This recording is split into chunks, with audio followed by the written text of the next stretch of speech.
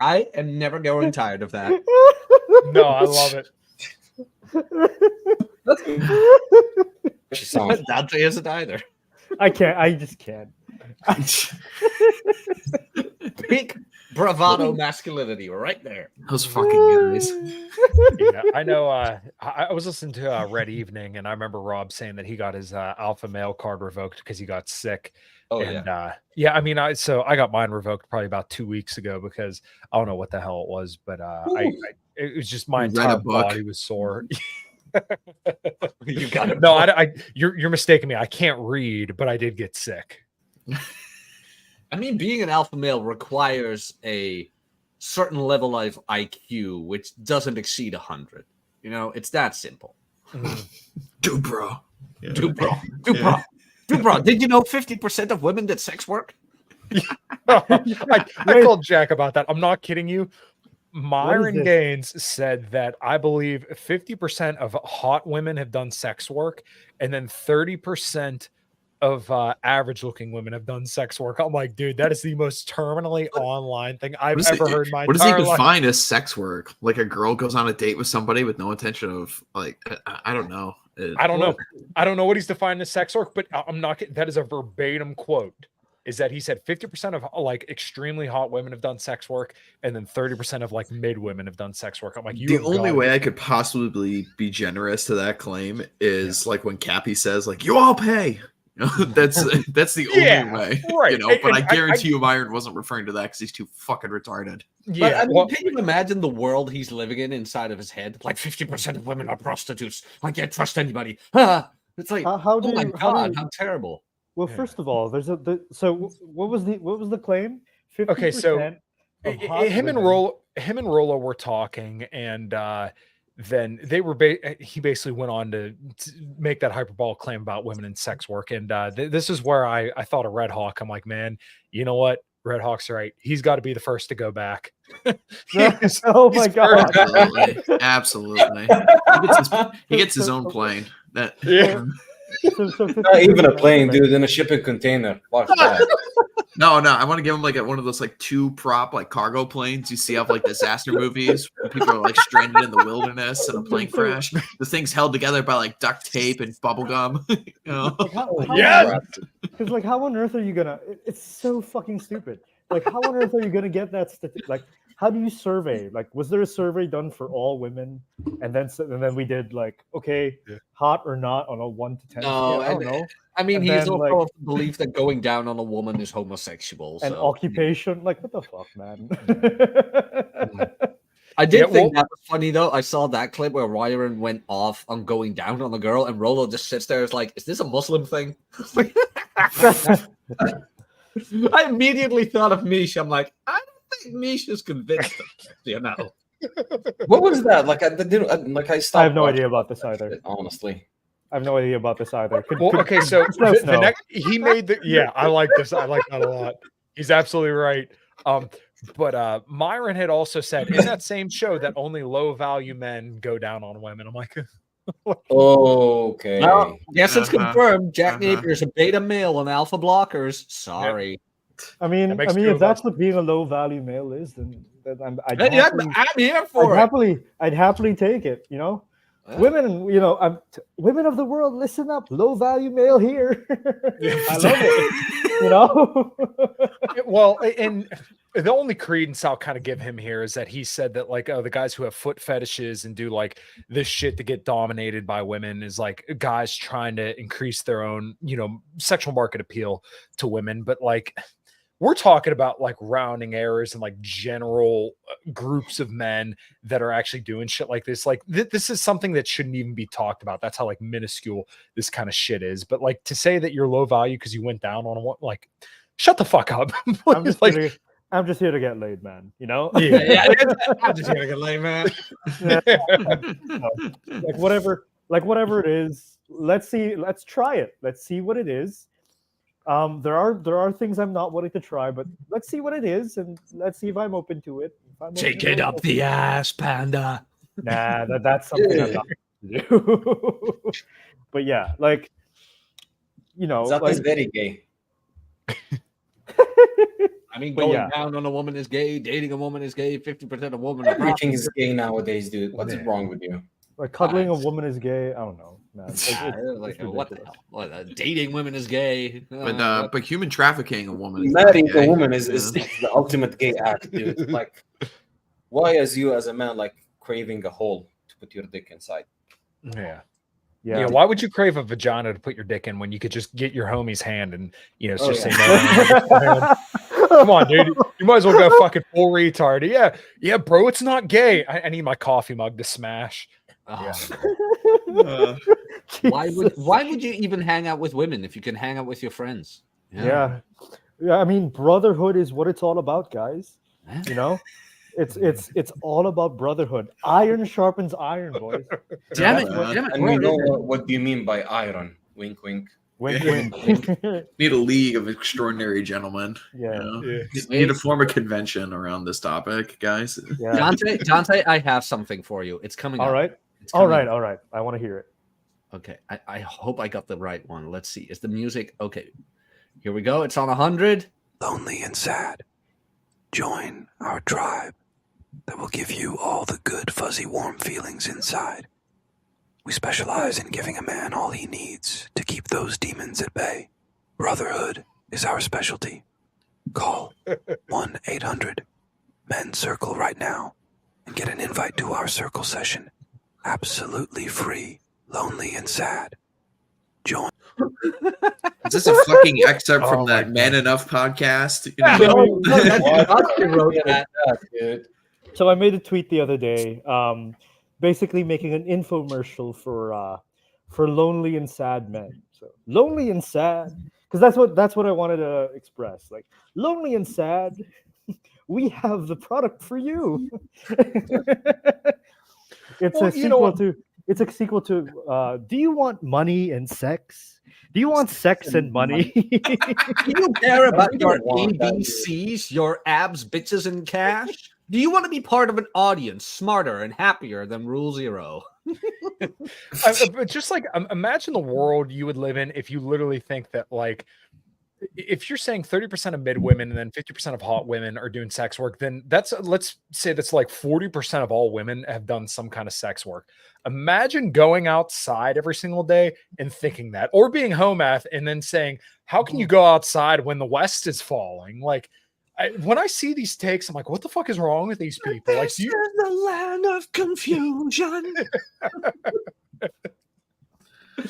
Oh God, we need to redo. The thing Land with- of The thing Confusion. with HoMath, and I've never watched a single one of his videos. I just No, see his neither like have Twitter I. takes when they get like thrown on my timeline and such. But from what I'm gathering, the guy is just like overdosing on red pills. It's like, dude, you don't take the whole bottle at once, man. You gotta, take them one at a time, man. You take the women first, then you take 13% of the population. Then you look at who owns all the institutions. yeah, you go to who is they. Oh boy. Yeah. I like I don't know.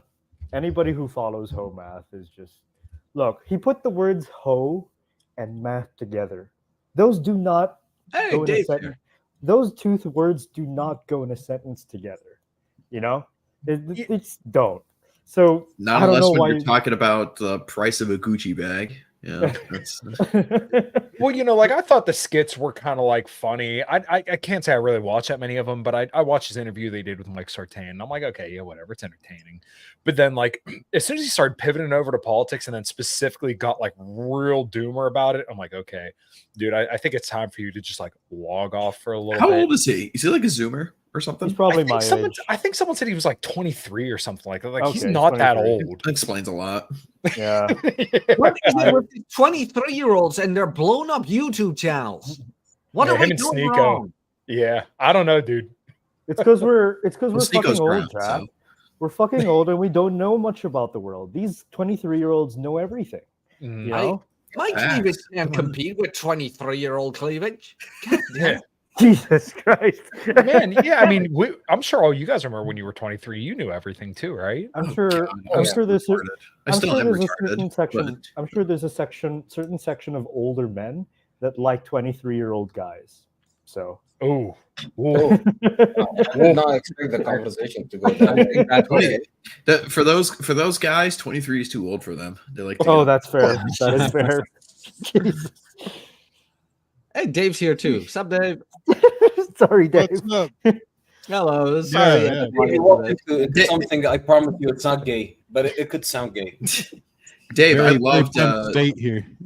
Dave, I loved last week's episode of Scarred Thumb. I didn't listen to the one this morning yet, but everyone should go listen to Scarred Thumb podcast. Go. Yeah. Oh yeah. I liked the OGC podcast on Gamergate. That was cool too. Oh yeah, that was fun. Nice trip down memory lane. And 10 years. all over again. Yeah, yeah. It's I was only there. gotten Gandalf. worse. Yeah. that was back when like Milo was real big. Is when the first Gamergate was around. Like, what was that? 2014 or 15ish. Yeah, so Man. it just was the official 10-year anniversary of Gamergate last week with the infamous Zoe Quinn post. So Five guys. Time flies. We're getting old, man. We're I getting know. old. And the problems still haven't been addressed. Yeah. You know? My God, No, I had because, a full head of hair back then. The women problem can't be solved. You will always have spaces where women come in, guys get simpy, women fuck them, women get to the top of the totem pole, and the space goes to shit. Happens always. Yep. Yeah. Happens. I mean, I think you guys have probably, Jack, I know you experienced this a lot more recently, but like you see this in a workplace. As soon as you have like Oh yeah. one woman that's frequently in the workplace. So like the last dealership I worked for, we had a woman that she was cool. Like I'm still friends with her to this day, but you see what happens as soon as one gets in the space. It's every guy's tripping over themselves. Every single time she goes to diagnose something, there's a guy over her shoulder doing it for her. Every time she has to swing a hammer to beat something off, then pause. But a guy comes over and has to do it for her. It just completely throws off the dynamic. And then, you got to watch how you talk around them and shit like that. When it's like, look, we're here to fix fucking cars. There's guys that are going to say some very, very vulgar shit. Shit's going to blow up. Shit's going to catch on fire. And you can't have guys trying to protect my ladies' honor while we're all trying to get some shit fucking done. Which is actually funny. So like I have my last week at work, right? And the past week, we had some new people on the floor, and the empty cups were being collected. And one of the girls asked me, like, do you have a dishwasher here? And I stand up. I'm like, we have 27 dishwashers around here, but none of them actually work. And I had this one girl next to me. She looks at me. She's like, you do realize you don't always have to open your mouth, I'm like, it's my last week anyway. What are you gonna do? Oh God! And the girl who I said it to, she looks at me. She's like, "Huh?" I'm like, I love it. She wouldn't get it, dude. Like Jesus. "Oh my God!" Like she That's didn't pretty funny. get it. She didn't get it. I'm like, "Oh God!" Never It mind." sucks when you make a cancelable joke and the person And they don't get it. It's like the person that's supposed to be outraged by it doesn't even get it. Jesus. how far do you want me to go? Do you want me to go to 1350% route? Do you? I'll go there. No. Oh boy. No, with new updated FBI crime statistics, the numbers have changed. So what are the new numbers? the meme is kind of out of date now. Oh because- dear.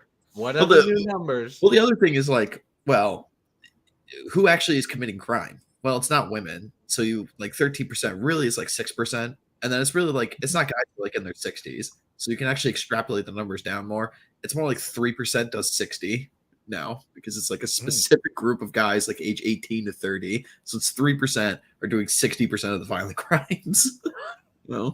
Yeah. Well, yeah, isn't that always how it is? Like you get the most violent people doing most of the violence. Because like there's a lot of consequences to being violent. It's not fun. Like save for being competitive in a competitive sport. Like being violent in any other circumstance just doesn't work. It's low status. It the consequences for that are legally threatening. There's property damage, both yours and physical damage. Well, on both in parties. first world countries, yeah. Yeah. No, even here, like people don't get violent here for that reason because it's like it's not fun.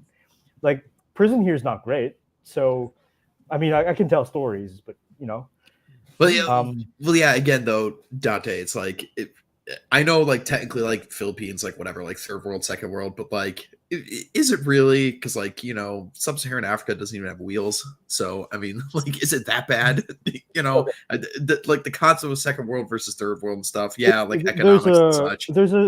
I can tell stories, and you can tell me if it's horrific for you or not. That's the most I'm going to say.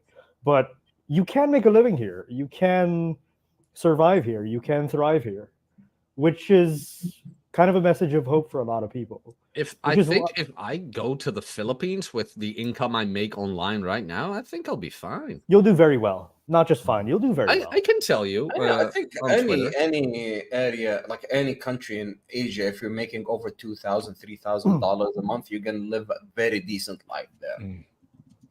Yeah, I had someone on who lives in China, and he was telling me that you could buy like a gasoline Mercedes for like $6,000. It's like brand new, just because the gasoline market's kind of getting pushed out, and they're doing lots of electrics over in China. Now, I don't know how true that is. I don't know if he's just fluffing it, but that's what I've heard. Interesting. Speaking of all that, it kind of goes into Reconnaissance. I love how we always manage to pull it off every time. Every time we do it, we start from nowhere and we hit the topic. Nice. Speaking of going to the Philippines and China and third world countries, whatever, one of our panel members just moved. Yeah, woohoo! Oh yeah, that's right. Florida man. And I'm fucking jealous. I'm now officially a Florida man. Yes. That's so awesome. So, yeah, I've logged 15,000 miles behind the wheel in the last 4 months. I've been traveling all over the place, so I've been enjoying my summer vacation, as it were, before accounting work starts up again, which will be in a couple of weeks. So, So, what did you move to? I think I told Jack yesterday that you moved to Miami. Are you going down there to kick Myron out? Yeah, exactly. I'm scoping out the Fresh and Fit headquarters right now, and the first actual boxing match of the. Is there a White Claw sign outside the door? LOL. Actually, I just saw a whole delivery truck pull up in the back, and the guy, was using a dolly and everything, moving them by the case up there. Did you actually move to near Miami? Because I thought you would want to avoid that like the plague. I will not be disclosing exactly my location, but it's a big state. It's Florida, man. I'll tell you off air. But, okay, gotcha. Fair. That was very decent of me. Mm-hmm. Go ahead, Dave. Had to dox him. Yeah, nice try, Fed. I did want to ask you one thing, Red Hawk. There was this old thread that were like, I forget who it was. It's one of those tricons. Like, oh, if you want to be like real good girls, you got to go take a road trip to the diners of America in the middle of the state, the heartland. Did you meet all those good girls? Well, no. I mean, I saw plenty of hoes in the streets of New Orleans on Bourbon Street. I stayed at a very fancy hotel in Biloxi, and I got hit on by a couple of early 40-year-old women when I was getting drinks at the casino. Let's see. I was walking around in St. Louis. I walked through Chicago. I was in New York. I've been all over the place, and I can tell you, women are basically the same everywhere. However, go further south in this country, they get thinner. In my is that because they're Hispanic or just whites in general? Well, coming in hot, by the way, Dave. Oh, I'm hot. Sorry. Yeah, you're coming in a little bit. Yeah. Yeah, I mean, I guess like as you get closer to like the Gulf and like the oceans and such, people just get thinner. So it's for the beach, right? Yeah, body thing. Yeah, I get it. And I think it's just richer too. Oh, yeah, that's right. Yeah, that too. You increase the average income, and then they seem to get a little bit nicer. Yeah, you focus on your health a lot more because you can pay for like vegetables and shit. Sorry, this is my third world brain talking. Am I making sense? Well, I also think it's like, go ahead, Dave. yeah, I think it's also like one of the reasons they make more money is because they have, more conscientious. They just have, better standards than, the average poor person. More impulse control. Okay. Yeah, Well, imagine when you're more knowledgeable about something, or at least read, you're not gonna be a total retard. Well, the other thing about living like down south where it's warmer is that you can also kind of get outside more. So it's a little bit easier to facilitate like a more active lifestyle. Whereas like for me in the wintertime, I can't go outside and walk in the wintertime. So it's kind of nice to have a treadmill in the basement. But yeah, and it's a little bit easier to just be active all year round when you're down south. Yeah, I was doing research where I moved to. The last time it snowed was in like 1970. Oh, that's so awesome. Yeah, I can't express to you how jealous I am because I would have loved to move down to Florida, but for what I have here, it just wouldn't have made sense at all for me to make the trek. As much as I would love to do it, yeah, just ugh. But maybe one day. I always say I'm like a Florida man in spirit. Yeah, I mean, I already like it down here. I mean, I'm a northerner, though, so I got to get used to just sweating literally 24/7. Yeah, 90 degrees. Yeah. Honorary guest. Fun. Yeah. Yes. hey, Luke. He's not here. Hope He's you're here. okay, man. Well, I guess I think the other thing too is that I mean, I've been thinking about this for a very long time, but at this point, I don't think I'm ever going to step foot on an airplane like ever again, unless I'm like traveling overseas, because I fucking hate planes. I hate them.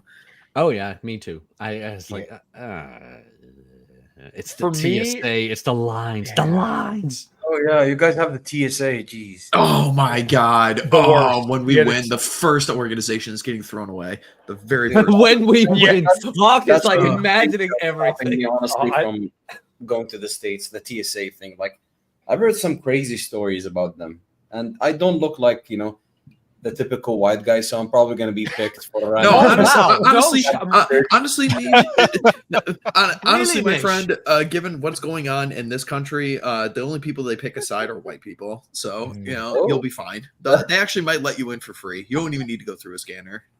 That's just how it goes now. Okay, Yeah, so What's that our means first mistake? Is I just he love- darker than my Italian ass? Yeah. Oh Yeah, my yeah, you're God. the Family Guy collar swatch, right? Yeah. He's got a gun. It's so funny though. They've done research about this. Like they do like blind tests where people go in to test how competent they are. And out of like 100 tests where they try to sneak through like contraband through like TSA, they got away with it 98% of the time. Like they don't even do their fucking job. And I've experienced this. I've gotten through TSA before with bullets in my pocket. I totally fucking forgot I had them, and I've walked through and Holy they just never shit. detected them. Yeah, they're fucking terrible. They stopped Dude. my wife and I when we got married because we had like a little vial with sand in it, and they like stopped us and made a huge fucking deal of it because we had literally had sand in like a little glass bottle, and then after like 20 minutes they finally let us go. So yeah, they'll get you on shit that like doesn't matter, but like Red Hawk's rolling through there like strapped, and they're like, oh yeah, no, he's good. Yeah, I couldn't believe it because I had a 5.56 bullet in my wallet because I was on a hunting trip, and I get through TSA, go to a bar, get my credit card out, and a bullet falls out. I'm like, holy shit, how did I get through TSA with this thing in my pocket? And I gotten through with like a pocket knife before as well. The only time I got stopped recently was when I was in London last year. I was flying back, and I picked up like you guys know in like Jurassic Park where Alan Grant has like the raptor claw thing. I got a souvenir of those from like the London Museum of Natural History. I got a souvenir. And I guess they're not TSA in London, but the guy pulls me aside. He's like, "Do you have a weapon in there?" I'm like, "No." And he's like, "Well, what's this?" And it's like, it's literally in its packaging, literally has like a dinosaur on the cover and stuff. It's like, yeah, dude, it's a souvenir from a museum. What, you think that's a weapon? It's like, all right, you can keep it, man. Dude, Like, thanks, you've man. seen the shit they use to stab people with in spoon. London? Everything's a weapon. Screwdriver, rake. Yeah. Boy. So one You thing got a dude, license for that? Funny Richard? thing is, You got a I've license for traveled- that, buddy?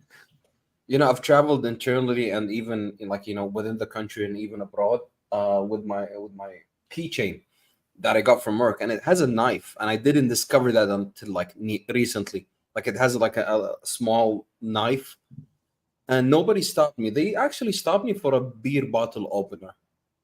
They had to confiscate that from me. I'm I like, got stopped with that before too. Yeah, they let me keep it though. Yeah. I got yeah, no, stopped dude, for they metal took that stuff. away from me, and it was like a part of my other keychain that I used to have on my for my car keys. But they didn't take the one with the knife. I'm like, okay, good to know. I can sneak in a knife into an airplane. The other thing too is that they're really inconsistent too. It's like depending on which airport you go to, it's like, oh, you have to take off your shoes, you have to take your bag, your laptop out of your bag. Oh no, you can keep it in your bag. Oh no, you could walk through. Oh no, you don't have to do this. It's like the laptop thing is, I think it's a standard. Like I don't know. Like I just do it now. And whenever I'm in, going through an airport check, like I just take out all my anything that basically with what they call like a battery. Yeah, anything electronic. Yeah. Really? So it seems like the smaller airports are generally a little bit more laid back. So like where I'm at, the Latrobe Airport and the Pittsburgh Airport are the two closest ones to me. The Latrobe Airport's kind of like a little bit more low key. So it's literally like you go in, the TSA is super laid back, and then you go downstairs and wait, and then you get on your plane and go. But Pittsburgh is obviously it's an international airport, so that one's a little bit more complicated. One thing I wanted to ask you guys though, when it comes to traveling and you guys being against traveling on planes, which is understandable, my thing is that like driving far, like specifically to Florida, and Hawk, I know you're probably on the complete other end of the spectrum on me from this, but when like for me, I'm kind of looking at it as like, okay, well, what's the best use of my time? And like, yeah, you're still probably going to spend a day fucking around in the airport. But like, I don't know, for me to spend 16 hours in the car to get from Pennsylvania to Florida, which I did do recently because the whole fucking global outage of flights, for me, I think it's just more worth my time to take 2 hours to fly on a plane down to Florida rather than spend all the time driving and spending all the money in gas, especially when flights to Florida for my wife and I are typically under like $400. Hold on, sorry, I was muted. I'm gonna try and find a link to this article I wrote recently where I talk about this. But yeah, I mean, my basic rule of thumb is like I need to spend equal amount of time engaging in recreation as I am like driving to a place. So if it takes me like 2 days to drive somewhere, I better at least stick around for like 2 days, and that it's also including sleeping. So typically it's like you got to be 4 days somewhere if you're going to be driving 2 days to some place. Otherwise, it's not really worth it. But I just like all the benefits that you get from driving. You can go at your own pace. You can stop wherever you like. You can carry whatever you like. I mean, I can't carry my piece on a plane, which is a huge pain in the ass for me. So I always like to have that around. And like, I have a soft spot for like roadside Americana, Route 66 kind of stuff. It's like, oh, here's the world's biggest ball of yarn. It's like, oh, okay, I'll go stop. Does that thing actually exist? Oh yeah, dead serious. Yeah. Please send the link in the chat. I want to know. I want to see. Well, it was in Iowa. Yeah. When we went to Florida back in July, I actually really did enjoy the drive down. I don't think I would do it again, but we stopped in Savannah, Georgia, which I'd never been there before. So we left Latrobe at about, I want to say noon Eastern time, and then we got down there at about midnight. So from Pennsylvania to Georgia. And we hung out there during the night, drank and ran around. That actually was really enjoyable. And I hadn't driven down to Florida since I was probably 15, 16 years old. So it was definitely enjoyable. But the thing that sucked is that, we were supposed to be down in Florida like 2 p.m. on Friday, but we didn't get down there till like 3 p.m. Saturday. But, once again, this wasn't really our fault, but I was going to lose out on like $1,000 that I already paid for everything that we were going to do when we were down in Florida. But I think to your point, though, if you're going to drive somewhere and it takes you a day, you better at least spend like 2-3 days down there and like have a reasonable enough time to like enjoy your stay, then drive on the way back. But also, like you said, it's kind of like more your own pace. You don't have to deal with the fucking TSA. Yeah, exactly. The largest lobster. Oh, there's all kinds of this stuff in roadside. The largest frying pan. Like you can see like the world's biggest truck stop, or they're everywhere, man. Buc-ee's. Go to fucking Buc-ee's. Yeah, go to Buc-ee's. The largest fire hydrants, the largest egg, the largest chair. God damn you, Americans! Everything's big in America. Everything is super huge in America. Well, you're not wrong there, Hawk. The people are too. The widest stretch of vast nothing. Yeah. I always enjoyed driving through the farmlands too. I think it's always relaxing, and like some Yes. parts of like the Blue Ridge Mountains are really beautiful. There's there's a lot of fun there. Yeah, I drove all around Appalachia this summer. It's super nice. You guys can look this up. Just like earlier this week, I drove over and hiked New River Gorge in West Virginia. It's the largest arch bridge in the Western Hemisphere. Like goes between two mountains. It's really cool. Yeah. Nice. Hold on, I'm getting more in the chat. But yeah, I mean, talking about Reconnaissance as it relates to the picture of the thumbnail, Cappy's book, Reconnaissance Man, which I think it's one of Cappy's books that doesn't remotely get enough play, and I think it's actually my favorite of his. I mean, Bachelor Pad Economics is really good too. But yeah, I read BPE a while back. It was pretty good. I think I have those in the book. There's a lot of things there that you think would be taught at school. You know, like even as a citizenship thing, like it'd be useful to know how much taxes you have to pay, or like what you're making at the end of the month. But it's just not taught. So no, you got to cut off your balls, Dante. That's more important. Yeah, also if you inform people with how bad they're getting fucked by taxes, then people might start getting pissed off about it. That's right. To be fair. Oh right? yeah, and then the certain group as well. But... I know Red Hawk's over there. He's like, oh man, we're almost getting to day. Who's taxing you so much? Yeah, right. But yeah, like you think that it would be in the government's interest for everybody to know how much tax they exactly owe to the government, and how to strategize around that, how to file that properly, and how to pay those faithfully. But do they even know though? I mean, so as the Gen Z folks would say, the brain is not braining. So yeah, listen, I'll try to limit my time on the soapbox, but like my income tax got stolen, or my income tax return check got stolen. Oh yeah. Really? Yeah. Yeah. Someone forged my signature and then cashed the fucking check. Really? So, is it like picking up from the mailbox or something? I don't know. Wow. I don't know. So it got sent to me. It got mailed out May 8th, I want to say. And then if you check on the IRS app, they say, hey, if you don't receive it by June 8th, feel free to call us and we'll get this situated. So I'm like, all right, called them. And they're like, all right, well, we're going to put out a trace on the check. I'm like, what the fuck is that?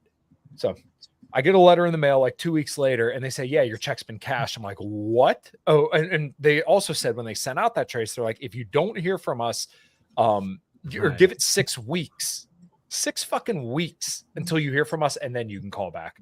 So I get the check. Wow. Kyle, this may be something you might be interested in. I don't know your financial situation, everything, but if you want to ensure something like this never happens again, just adjust on your W-4 how much taxes are being taken out of your paycheck, and you can just adjust it to basically zero. So you just owe at the end of the year instead of you getting money back from the government. It's like one way you can do it, because I do have clients that do this where they're just like, yeah, I'm not having any taxes taking out of my paycheck at all. I just want the cash like in my account at all times, and they know in the back of their head, oh well, I got to sign a big check at the end of the year, but at least you don't have to deal with this shit ever again. And that's true. We can do that here in the Netherlands. Unfortunately, it's all automated. Yeah, I think I already have most of this shit situated to. I don't know. My mom always told me, oh, do this. And maybe this is my bad, but she's like, oh, always do this so that way you get a bigger return. I have a pretty good accountant now, but this wasn't his fault. So, chosen people. My father always told me, if you get an accountant, get one of the chosen people. No. His last name's McKechnie. Yeah, that's not chosen. No. He's well, the reason why I like this guy is because the first time I went to go sign all the paperwork and everything, he was sitting there doing it. He's like, hey, do you want a beer? I'm like, no, I'm good. Thank you, though. And then he's like, oh, no, do you want water or anything? No, man, I'm good. Thank you. And then we were just kind of shooting the shit. And then he stops dead middle what he's doing. He's like, I want to get every single penny out of these motherfuckers that I can. So I was like, this is my guy. So, yeah. But yeah, so they sent out the trace. And then I saw my signature. I'm like, that's not my fucking signature. These motherfuckers cashed it. So we sent out the letter. We signed all this shit. And of course, fucking UPS delivers it back to my house. I'm like, these are like disturbingly incompetent, stupid motherfuckers that can't figure out how to fucking do this shit. And my income tax return check ain't that much between my wife and I. I mean, it's $480. It's not like it's make or break in the fucking bank, but I want my fucking money. So, Yeah, exactly. yeah, by sometime next year, I'll probably get my fucking tax return check. It is mind-bogglingly frustrating. Like, why can't I just fucking DM somebody or send an email or something? We're literally doing this shit by mail. It is 2024. I can have 4K high def streaming porn to my fucking computer and have a blizzard delivered to my house in the same fucking day. I had to deal indirectly with the American bureaucracy once. And as a European, I was surprised how fucking long and confusing everything takes and is. We here in the net, okay, I'm sorry, guys. I know the Americans are like, you got the biggest military dick in the world. I know. I thank you for your services. But when it comes to your fucking bureaucracy, holy fucking shit. We need a new ID card. We go online to our township website. We fill in our social security number. It's like, hey, pay us $80. You have it within a week. Done. No birth certificate bull crap. No whatever. It's like, is it really you? We need you to pick it up. We know the previous ID. They still have that. So it's not like Panjeep or whatever can pick your ID. Identity fraud is not very likely to happen. But it just goes so much faster. Bank transfers, same thing. Within seconds. Our bank transfers are seconds. Well, the thing is, it's a product of scale, right? Yep. Because, That too. Because like basically you have to compare the American bureaucracy with like the European Union bureaucracy, basically, because that's like the same level of people. Kill me. Because like in the US, my understanding is that you guys like to chop up the powers between federal and state. Well, ideally, yes. Yeah.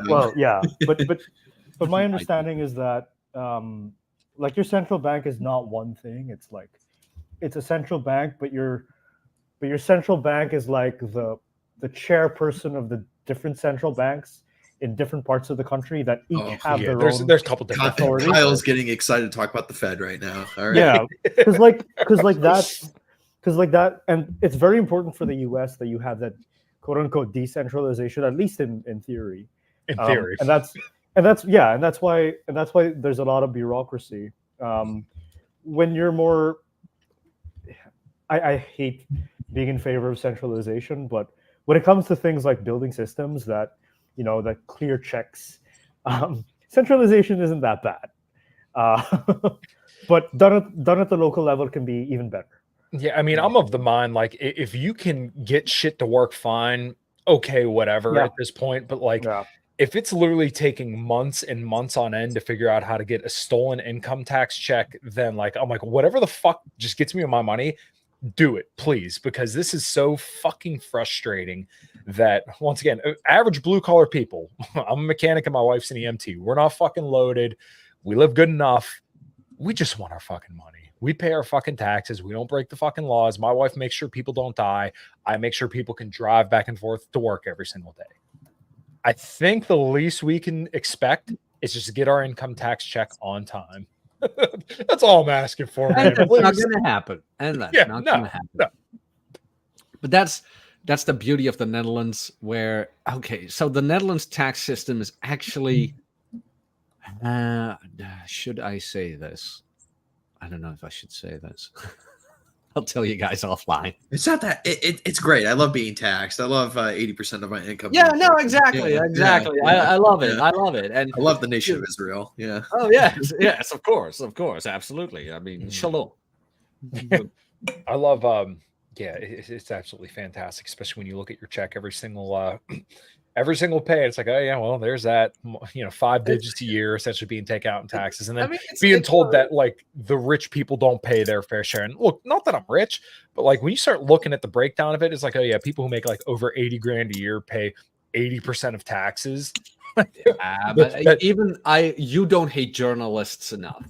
Every time I see an article where it's like Donald Trump didn't pay his taxes or Elon Musk didn't pay his taxes, they never tell you about Nancy Pelosi and her insider trading, which is true. It has been confirmed. It's not fake. It's also legal, by the way. It's also legal. That's Is it? Yeah, it's legal. Yep. because it's like there's no law against it. There's no law I thought it was. protecting. I thought it was illegal. No, not it's the way not that they do illegal. it. Not the way that 'Cause- they do it. Yeah, it's No. perfectly legal because they don't have.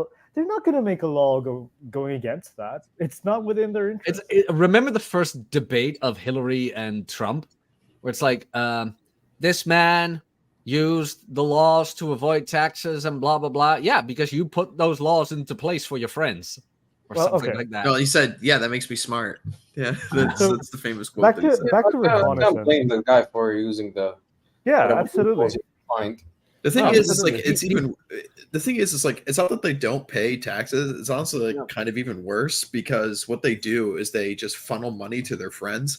So, and more often than not, it's just to various like non-for-profit organizations, which are basically all left-wing owned. So they're basically all just like leftist NGOs. Yeah, but not basically. even that. And you could like- write that off as a tax return. So it's like Yeah, it's not like they're just sitting on their money like Smaug the Dragon and the Hobbit, right? They're actually just transferring money to an organization, and that means that they don't have to give it to the government because they could write tax that off as avoidance. tax. Tax avoidance. Yeah. So it's like And- arguably it's actually kind of even worse, from my opinion, because honestly, giving money to an NGO is probably worse than giving it to a government, in my opinion. But Right. I will. Okay, so going back to the topic of reconnaissance. Mhm. One consideration would be the tax regime. So Ooh, yeah. I have an LLC in the US right now. I actually don't have a business in the Philippines. It's easier we've been talking shit about the US government for a while. But I will give the US government some credit in that it is easier to start a company in the US than in the Philippines. You actually thought- pulled it off. Congrats. Yeah. So in the US, my LLC is in the state of Wyoming. yeah, you could do anonymous LLCs. You don't even need to be a state Yeah. resident. As Yeah. a non-resident. Yeah, as a non-resident. So and the reason why that is because the taxes there are not so high. And to If you do start it up, in there's no Nevada, it's tax free or something. yeah, they're tax. Yeah, Nevada. I think Nevada's tax free. I think Yeah, there's 7 states. It's like 6 or 7 states that are. Delaware used to be tax free. I don't know anymore. You know- A lot you of know what it startups is used to now. start there. There. Anonymous panel. But yeah, like if you really want to move for tax reasons, it makes absolute sense. Now, Wyoming is not the greatest place to live. I've heard friends of mine in the US say that I don't know anybody in Wyoming. I know everybody from every single state except Wyoming.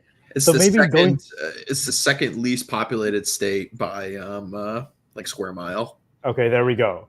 Yeah, So- so like basically nobody lives there. It's huge and nobody's there because it's Right. basically a wide. Wasteland. It is a wide open prairie, like you see in like Old West films. It's the entire state. Okay, so there, like obviously picking a place like Wyoming might not be ideal for you, but there are other states, and there are other states that have better tax regimes that might work for you. But that's only one consideration, right? Taxes are one consideration. There's other things too. I don't know the rest, but like I picked my city because it's literally the only city that doesn't suck in this country, in my opinion. The streets are well paved. The streetlights are always on. There's very little crime, and the police work actually here. The pedestrian lanes are respected, and there's a lot of parking. But that's why I picked my city. So I think we can go around the panel and ask, what considerations would you pick for a city or a place that you'd love to stay in? All right, I'll take this. Oh, We'll go the around. okay. Yeah, the question is like what considerations you would make to move somewhere, essentially. Oh yeah. Yeah, Yep. go ahead. We'll go Okay. around the panel. No, I just want to Oh, make sure I had that oh, right. Yeah, for me, it would probably be like right now, it would have to be affordability, weather conditions, and then how nice it is, which I know sounds pretty arbitrary, but like if you go into somewhere and it's a shithole, high crime, let's say, or the buildings are all torn down or windows all knocked out, you guys kind of get what I'm getting at. It's like, all right, well, I probably don't want to move there. So my wife and I were looking at moving to Tallahassee, and one kind of reservation was people mentioned like high crime stats. I didn't really know, but it really just wasn't affordable for me. So like where I live now is pretty affordable. generally pretty nice. So, I'm good with being here in Pennsylvania. Pennsylvania is very, very affordable, but the backhand of that is that you can't really leave Pennsylvania once you're here because it's affordable, but you're not going to make a lot of money on like your house or anything like that. But that also comes with like a low cost of living. So for me, it would definitely just be like affordable. And then like if I feel like I could have a prosperous family there, because at least that's what I want. Okay. For me, weather conditions is the number one. That's just, I will never be cold again. That if I move, I will never be cold again. Yeah. Affordability, of course. Housing, well, that's kind of with affordability. I find the availability of food products, and this might sound a bit weird, but I found that important too, because Ginger told me in Costa Rica, beef is hard to get. So why would I want to go to Costa Rica when beef is mostly all I eat? So things like that would be affordable, would be important to me. The availability of gyms, things like that. Safety, of course, is a big one. And culture. Culture is a big one too. So yeah, that's kind of it for me. Oh no, and accessibility of everything else. Like, can I do everything walking and by bike, or do I need to get a car? Because then for me, America's not for you, my friend. No, the entirety of America is not for me. Well, unless you live in like New York. But you don't want to live in New York. You don't want to live in New York. Yeah. I don't want to live in New York. Yeah. I mean, maybe I'll get a motor. Oh wait, I can still do that. New York is probably the only city in the country you could live in without having a car. Everywhere else you go, you need to have a car. Yeah, well, okay, so my brief experience from living in New York, or not living in New York, I'm sorry, but visiting New York, I've been in New York City twice. It smells awful. It is very, very expensive. And if you want to have a car there, I remember looking at a garage. To park your car in a garage for a month is literally the cost of my mortgage, about $700 a month. Just to park your car in a garage. Yeah. Parking's free over here. Yeah, I mean, Wow. parking's free at my house, but Yeah. if you want to live in the city, whoo, fuck There, that. I mean, there may Pittsburgh's be. not even that bad. Like Pittsburgh, you can get leases for parking shit like that, but like fucking New York is you're out of your fucking mind. And it's not. I mean, like that city is beat up. Pittsburgh's actually a pretty nice city if you've been there. Yeah, it's a nice compared to most- downtown area. I wouldn't. Yeah. I mean, the drivability stuff is kind of weird in that city because it's It like is. built in a bowl and the streets Yeah. are so, like so thin. Right. I don't really care for like the mountainous side of it, but like the actual downtown area in Pittsburgh's pretty nice. Yeah, I mean, compared to any other major city, Pittsburgh is like, I always said this after visiting New York. I'm like, man, Pittsburgh's like Tel Aviv compared to New York City, to be completely honest with you. Nice. Yeah. So, I mean, maybe you might be able to get away with living in Chicago too, Jack, but you wouldn't want to live there either. Wait, what? I thought. Wait. Oh, god damn it, Hawk. No, I mean it's just a bad state. Illinois kind of sucks. No, I missed the reference, but I got it. Well, and For good reasons. but But okay.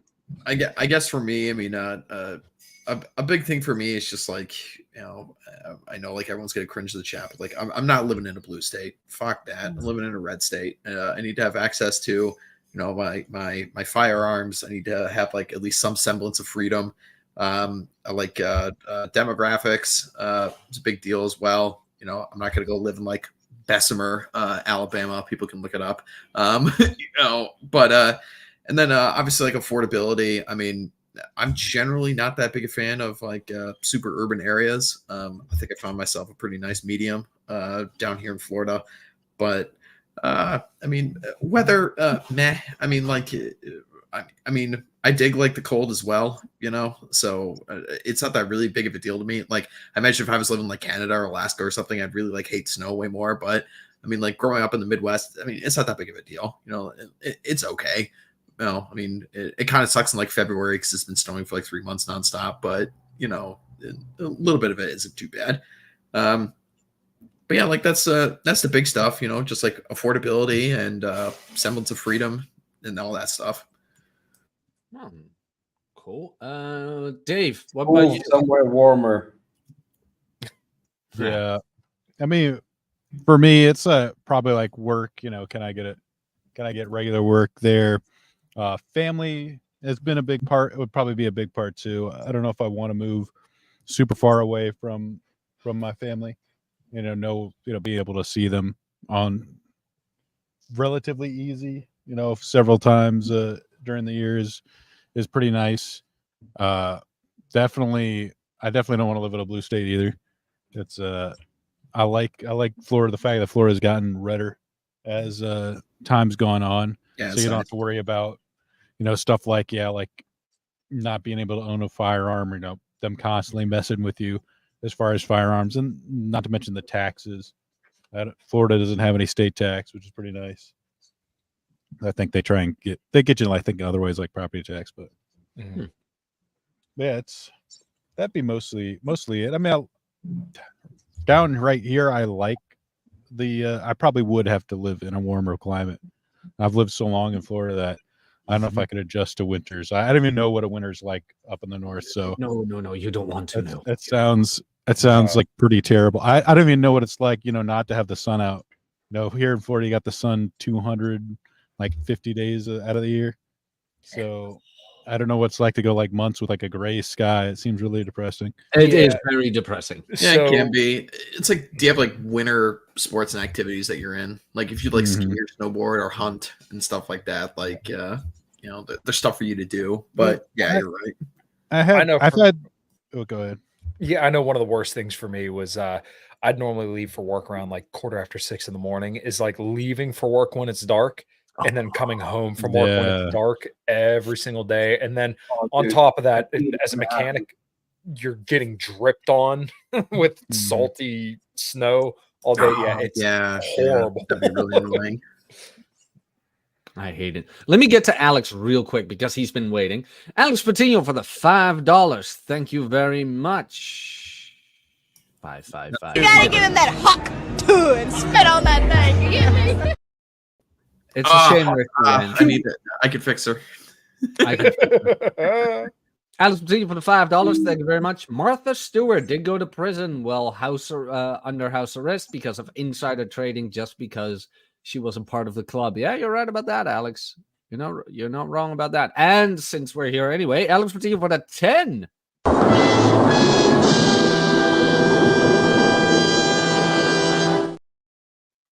$10 generous dollars. Thank you very much. Mexico is the place for you, Jack. You can get by with public transportation or bike, even by horse, amazingly. And beef, pork, and goat meat is affordable. You can make it with $1,500 to $20,000 US a month. I think you mean 2,000, but no, that's not that bad. Hey, worked for Robert Glover, right? Isn't he down there or no? Is it? Oh God, Robert. Oh yeah. Robert Glover married his masseuse Mexican wife and is now in an open marriage.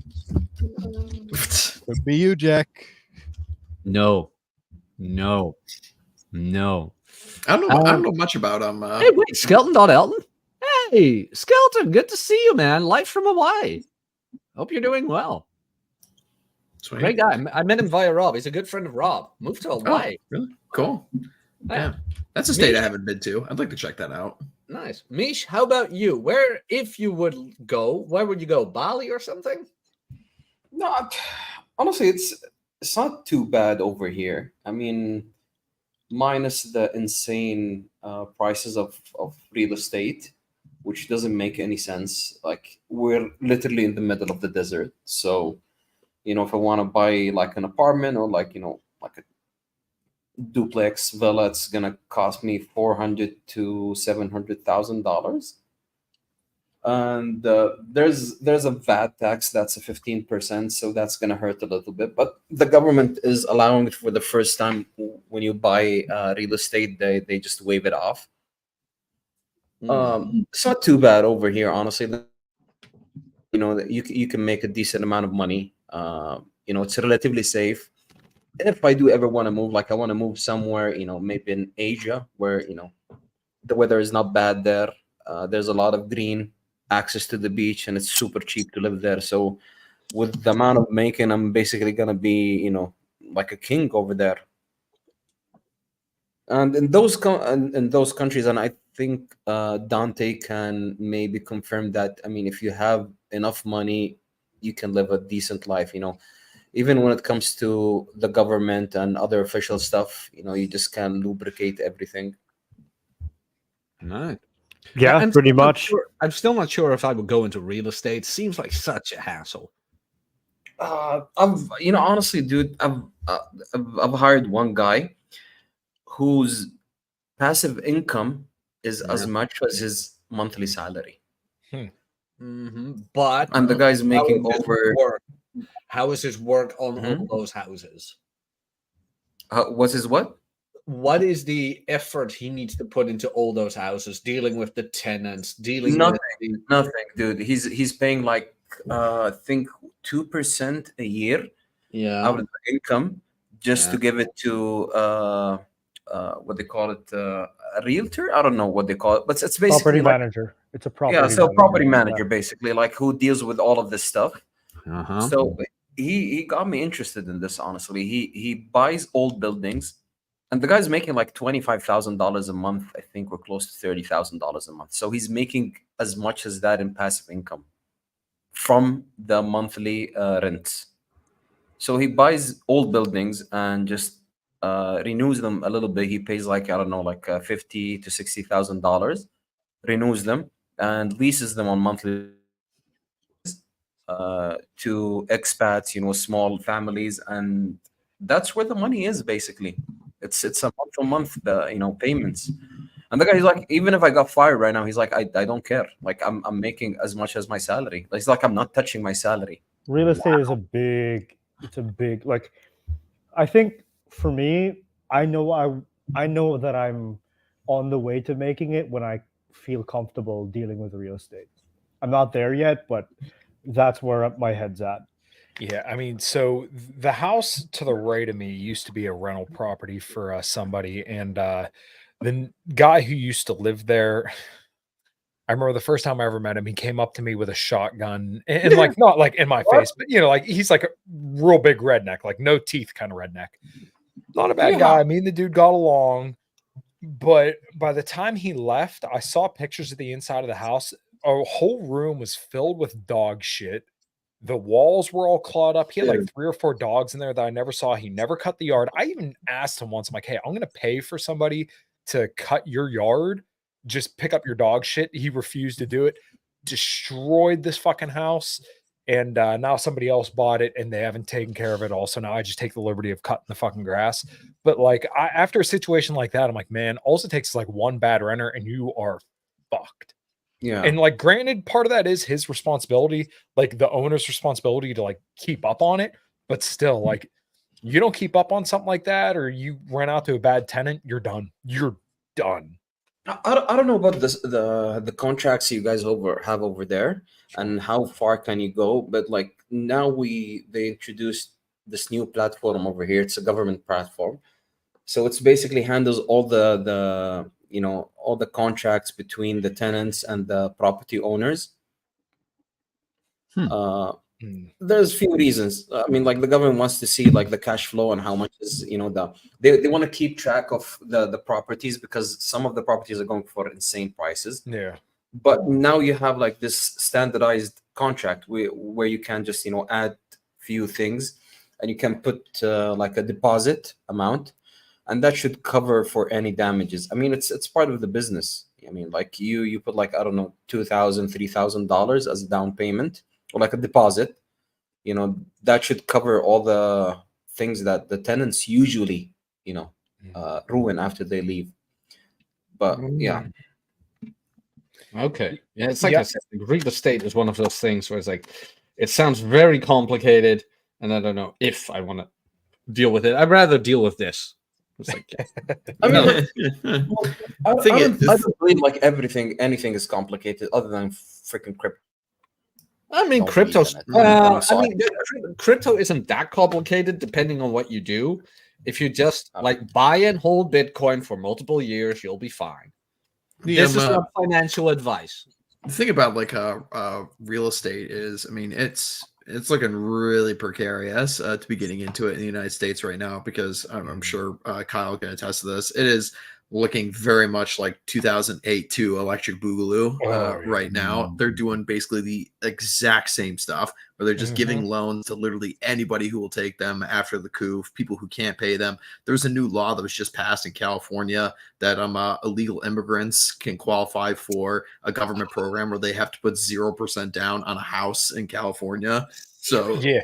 Well, yeah. I mean, so like when I bought my house, they had the FHA loans, which are first time homeowners assistance loans, where like you had to have next to nothing down. And like for me, in hindsight, I really didn't. It didn't take me much to get into this house, and it wasn't that expensive. But like I'm looking back at it now, I'm like, okay, I was smart to buy it when I did 7 years ago, because like the house was worth next to nothing, the interest rate was low, my payments very manageable. I make way more money than I did 7 years ago. So like I'm good, but like people buying houses now, like Hawk, I'm sure you know, people younger than us, I'm like, good fucking luck buying a house right now, dude. Yeah. You're done. Like buy when the crash comes. Yeah. But did you buy it, Hawk, or was it a rental? Me? Oh, I'm renting. I'm not buying. No Oh, way. yeah. No, Good idea. I have no interest in buying a home until Good idea. like I even like think about getting married or having kids. There's no reason to buy a home right now. So None. there was, my aunt had this like crackhead living next door, this like family. I was like, oh, then I finally, when I visited, they finally moved out. The thing was cleared out. The broken down trailers were moved from the back. I'm like, I wonder how much that went for. My brother looked it up. It was like 300,000. Like a ridiculous, just for like total shit. Like the Sounds house right in Florida. it's on stakes. I know, it's insane. Like I was talking to my aunt, like the house, like kind of like catty cornered. They're almost asking for like $1 million for it. I'm like, what the hell? Like, how are you supposed to afford a house? It's almost impossible. Yeah, in Pennsylvania, most real estate's really, really affordable. So I have 3 floors, 2 garages, like neither are attached. One's a 3-car, and then one's like a 1.5. It has like a walk-in freezer down there, but decent sized yard, 1,400 square foot, and mine was less than $100,000 back in 2017. Oh my god! It's appreciated probably like 20 or 30 grand since 2017. But that tells you real estate really isn't that expensive in Pennsylvania. So like my dad has a beautiful house with, I think, 4 bedrooms, a 2-car attached garage. I think like I want to say like a half or a quarter of an acre or something like that. His house would probably go for like $250,000. Wow. Yeah. And finished basement, like beautifully finished basement, a whole back deck with a storage roof on top of it and everything. Really, really nice house. But yeah, it'd probably go for about 250. Wow. Yeah. That's amazing. Yeah, and it's just so out of control over here in the States right now. I mean, just through illegal immigration alone, the United States has added 15% of its population back in the last 10 years. It's fucking crazy. Yeah. And a lot of them will like stay like 2 to 3, maybe 4 families to a home, so they could actually afford to live in some of these houses. It's out of control. There will be another huge like massive real estate crash. It's just inevitable. Yeah. I mean, Cappy predicted the housing crisis once. He's not going to be right. They're literally doing like the same thing, like again. Yeah. It's crazy. It's like they never learned. But why? Like, who made profit of the housing crisis? The banks, right? Yeah. Well, yeah. They all got bailed out. Yeah. Oh yeah, they all got bailed out. Yeah, nobody got bonuses. Well, yeah. So the other thing for me is that I don't know how zonal values work where you folks are, but the biggest driver of property prices and rental prices over here in the Philippines is the zonal value. The zonal value is based on that plays in. The zonal value is based on the value set by our equivalent of the IRS over here. So they I don't know when they meet to do it, but every 4 or so years they decide, hey, these are the zonal values for the year. And how big is a typical zone, Dante? So typical zone is that's a good question. I actually don't know, but they typically cut it up according to the density population. So if there's like 10,000 people, that's around one zone. And the way they do, and the reason why they set the zonal value per zone is is they then set the real estate property tax, and the real estate property tax affects the actual price of the asset, as well as the rental property, the rental.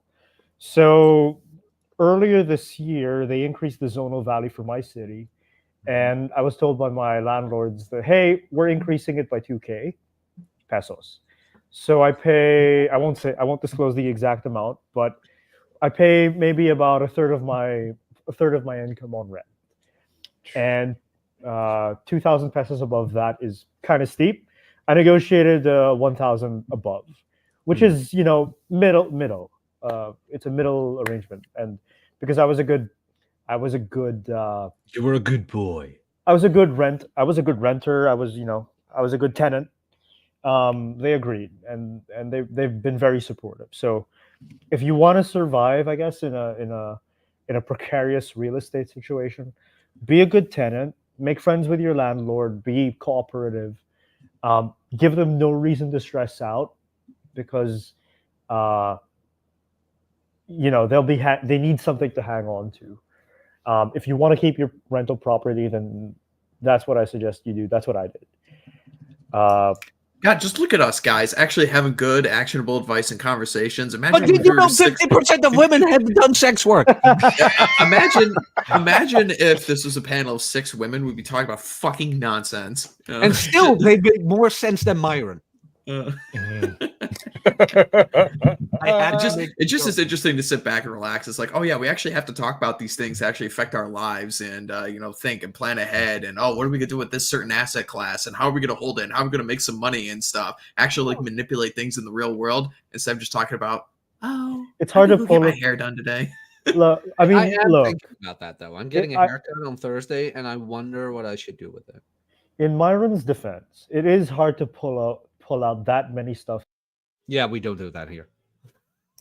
Oh. No. Like to his credit, Jack. To his credit. Twice. You dick. Okay. Can I make my point? Yes, you can. All right. It is hard to. Oh, you are an absolute. Oh wow, Jack. I swear to God. Fucking God. Okay, now I'm done. 3 times a charm. Hold up your hands. No. Hands up, I'm don't done. shoot. Okay. I'm done. Jack, you lost the right to what I had to say. I'm sorry. It's over. I'm keeping my hands off the. All right. Okay. No, hands here. All right. I promise.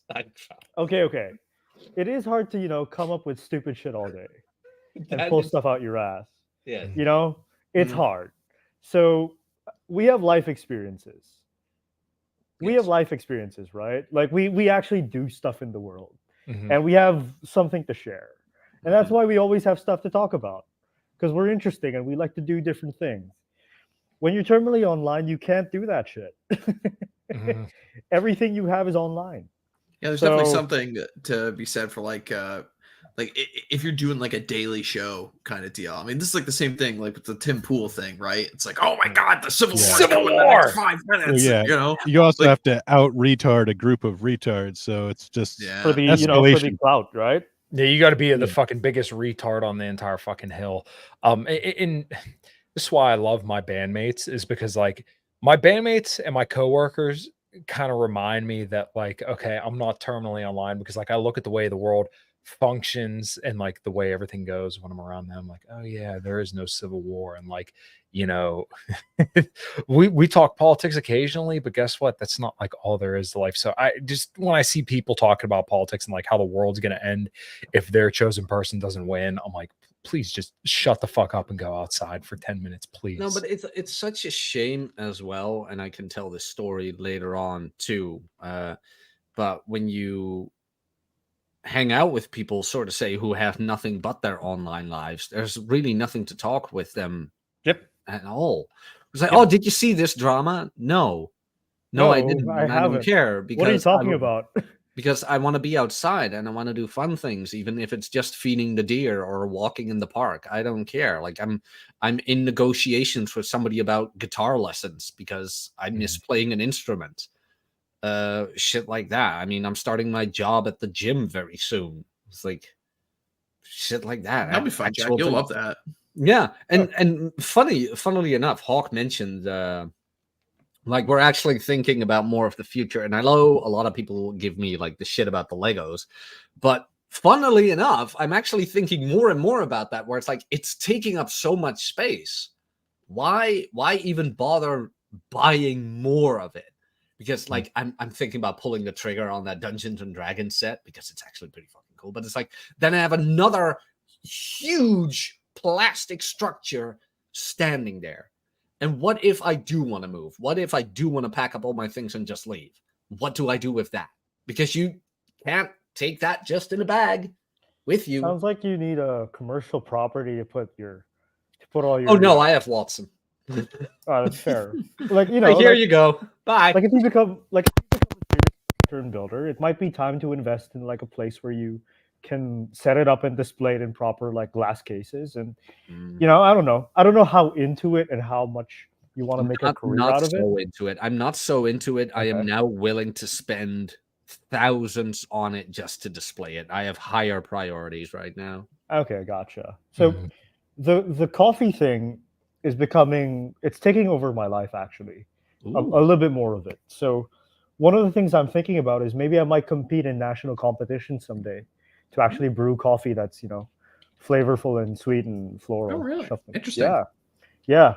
So coffee competitions are actually they're very competitive because, you know, like to brew a really good cup of coffee, there's a lot of factors you have to consider, and to be that good of a brewer is very rare. You can start your own coffee shop. You can roast your own beans.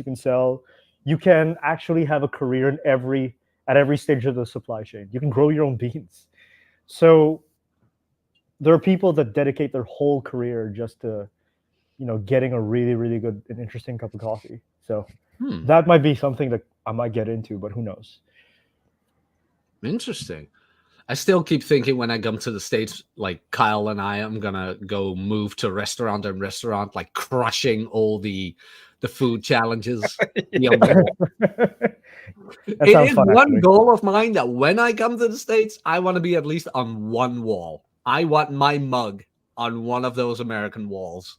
It's like, yeah, I did it. Yeah. That is a challenge I want to do. It's not creative or anything like Dante's. It's like actually making the perfect coffee, which does sound amazing. By the way, you said the vortex method really isn't a thing. It's not a thing. It's not a thing. There's no vortex method. There's no vortex method. It doesn't exist. I've been doing this for several months now, and I've been talking to coffee experts up and down the supply chain. It doesn't exist. Did you I didn't show ask them them. George Bruno? No, I didn't ask them, but What a fraud. like I thought at least that I'd get, you know, that I'd get a little bit of that. Like I'd kind of understand where he might have been influenced by it, and it just there's no link to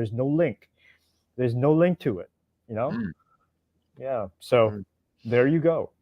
But like it is a shame to come back to like the minimalism stuff, because at a certain point I just want to pack up my things and leave. I really do. Just grab a pair of shorts, grab my laptop, grab my earpods, grab my iPhone, and just go.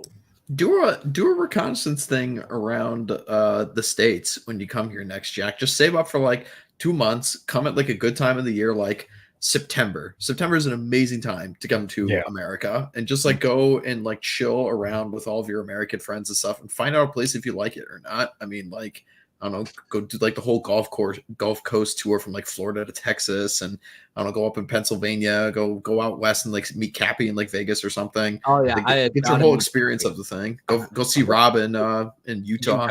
Oh yeah, especially Rob, Cappy, Kyle, you guys. But it's like the problem is though, I do love my collectibles. I don't know what it is. I don't even do any of it. But like a friend of mine gave me this for my birthday.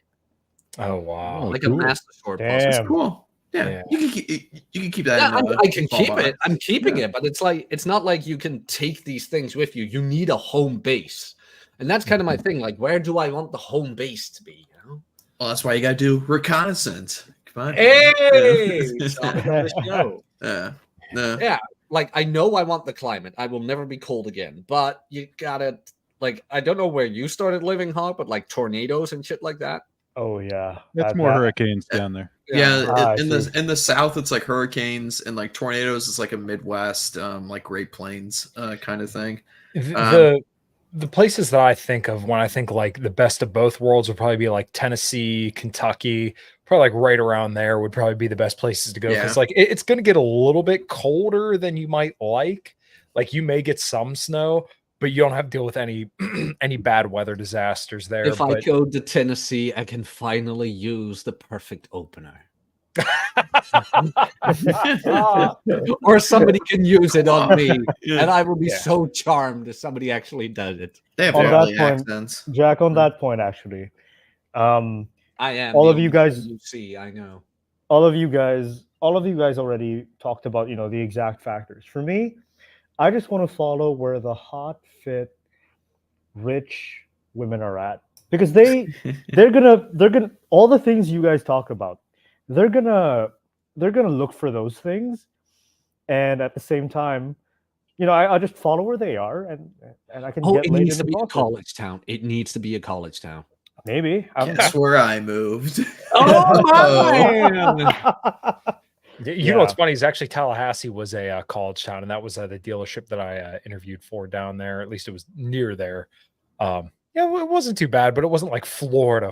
Like when you go to Florida, Hawk will be able to attest to this, and I know David would too. But like when you step off the plane when you're traveling to Florida, and maybe this is just me, but like the air feels like happiness. I swear to God, like you step off and you're like, oh Yeah. my God, where has this been my entire life? And then you get out of the airport and there's palm trees everywhere and it's beautiful weather and it's incredible. I love it. Bikinis everywhere, flat Yeah, stomachs, and It's kind of like the opposite of like when you get off the plane at Vegas and you breathe in, you can feel your lungs cooking. It's like, holy fuck, it's hot Isn't here. that Just bad? dry. Oh that yeah, dry. yeah, it's dry. You can just feel your internal organs literally setting on fire as you breathe in Because the air. I was thinking about visiting Vegas maybe once, but people aren't that enthusiastic. Everyone So should visit Vegas at least once in their life. Yeah, Vegas is a lot of fun. I agree. So, Jack, I told you this yesterday, but for the panel, the first time I ever went to Vegas and the only time I went to Vegas so far was back when my bass player and singer got married. It was my wife and I,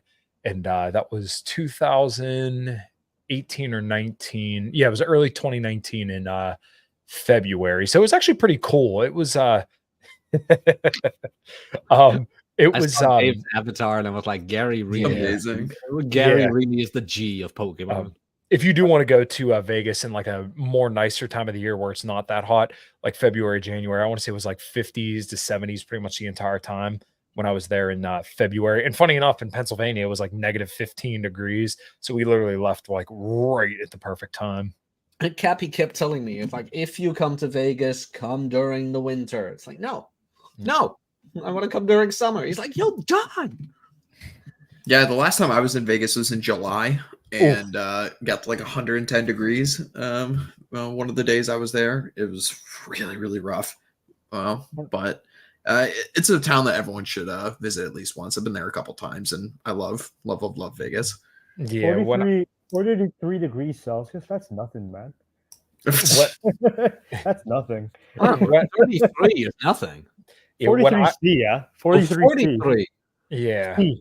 C is nothing for me. Like, I think the How hot summers is it here, in the Philippines? the Celsius. summers here can go like 40 C. The hottest it's ever been was like 45. Holy balls, that's fucking hot. It can Nice. feel like 40. It can feel like 48 sometimes. Well, it's like really humid there too, right? It's humid too, yes. Because we're next to, because like if you're in Manila, you're next to like the Manila Bay, and that brings in some winds from the tide, and then you have the Laguna de Bay, which is like another thing. So they're both sending like humid air into the plains, and that's where you feel it. Nice.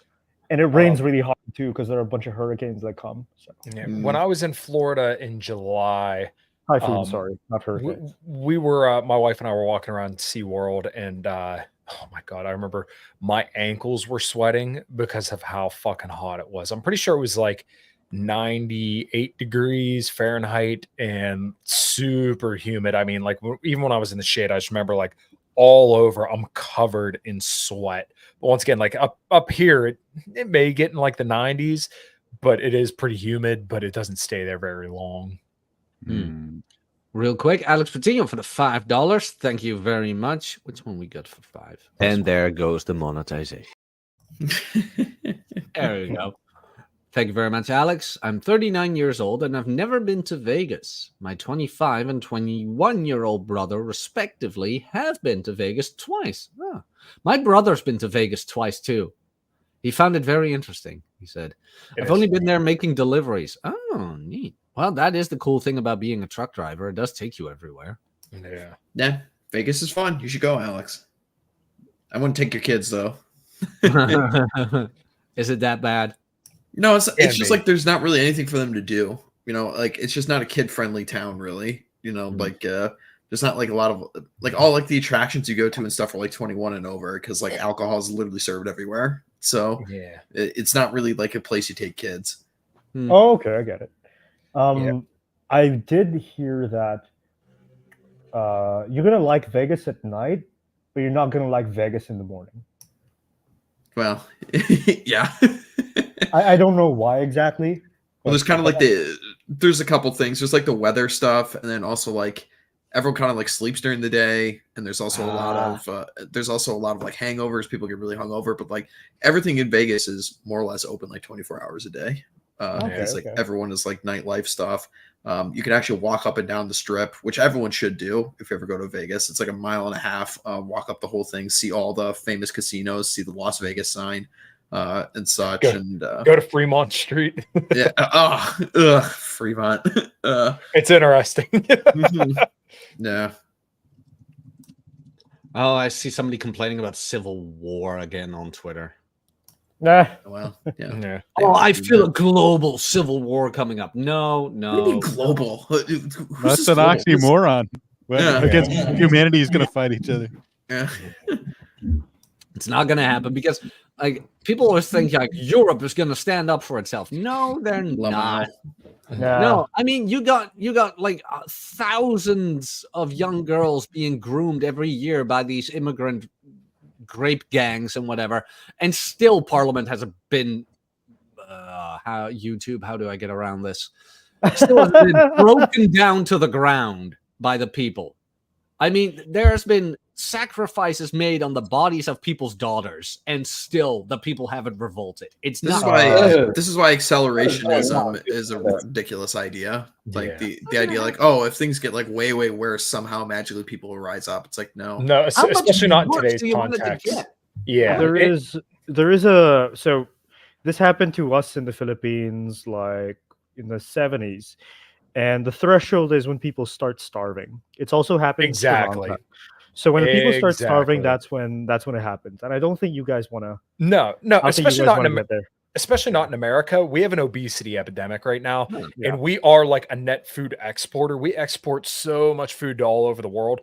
We ain't gonna be starving anytime soon. So guess what? Acceleration ain't the fucking path here in America. Yeah, you are a moron if you think that's gonna happen. That's once again same as in the Netherlands. Like, they're banging on the farmers and they're coming down on the farmers. No, they're not. It's just a small select group of farmers. We still have plenty of food. Nothing is gonna happen. Everything is fine. And the thing is too is like it just thoroughly misses the point as to how like revolutions get started. It is never ever bottom up. It's always top down.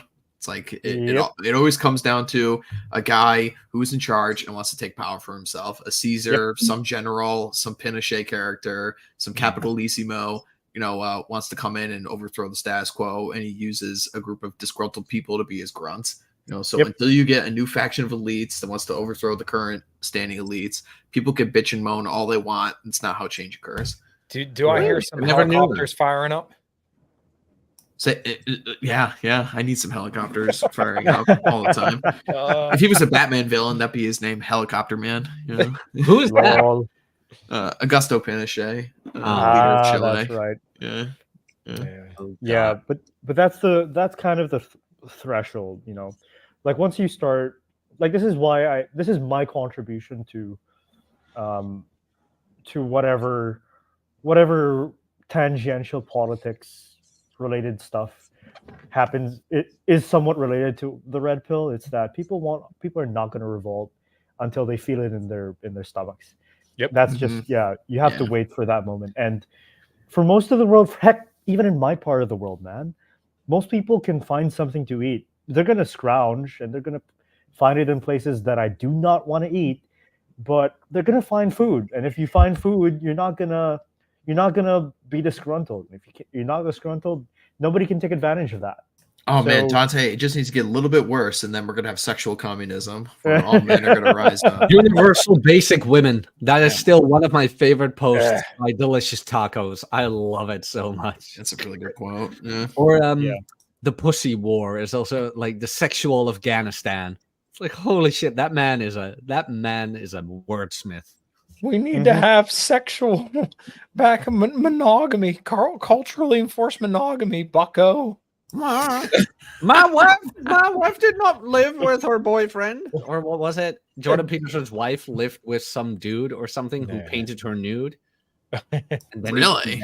yeah. Mrs. Peterson did a podcast where she Wow. openly explained Mm-hmm. what she was doing before Jordan proposed to her. She was living with a roommate who was an artist who painted her nude.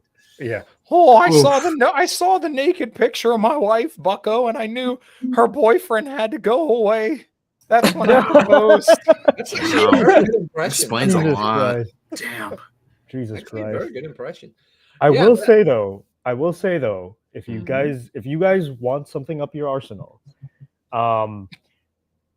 learn to like Roman Riva. He's on Twitter. He has a course on how to draw nudes. I want to take it. Yeah. I no, really, for real. Like if you can have that up your arsenal and you start honing that sounds like an avenue to get to talk to women, be comfortable with your own. At least for me, be comfortable with your own sexuality. Your own sexual desire. For me, that was a big gap because I'm fucking Catholic, which means I have a lot of insecurity about that. And so once you pay attention to a nude chick, because there will be, there's a lot of nude artists, there's a lot of erotica that's technically not porn, but I don't want to get into that. That's a deep rabbit hole. But there's a lot of erotica you could practice on. You could learn. You can figure out why is it exactly this is arousing to me. So I'm learning a lot about it. I highly actually want to recommend it. learn photography. Oh Yeah. shit, you're Yeah. gonna love it. Oh yeah, I believe I would. No, like I said, I want to get more hobbies like photography and like playing guitar again. Like I miss drumming so much, but it's boring alone. And guitar is more something you can do alone, although that would be fun with more people as well. But like photography, like Watson taught me a couple of things on the iPhone. He's like, look, when you make a scenery photo, you've got like the upper layer and the bottom layer. And when you have an horizon, sort of say, you'll always want the horizon to be like on that top layer. And take the trees, for example, shit like that. And it doesn't matter then what comes under it because it will make sense. Because as long as you have that horizon on the top level, everything is just put into place. I'm like, oh, really? Yeah. Like you always want the topic of the photo to the right. That's just a Western thing that we are always moving to the right. The same as reading, we go from left to right. So you want the topic of the photo on the right side. Works with YouTube thumbnails as well. You want yourself on the right.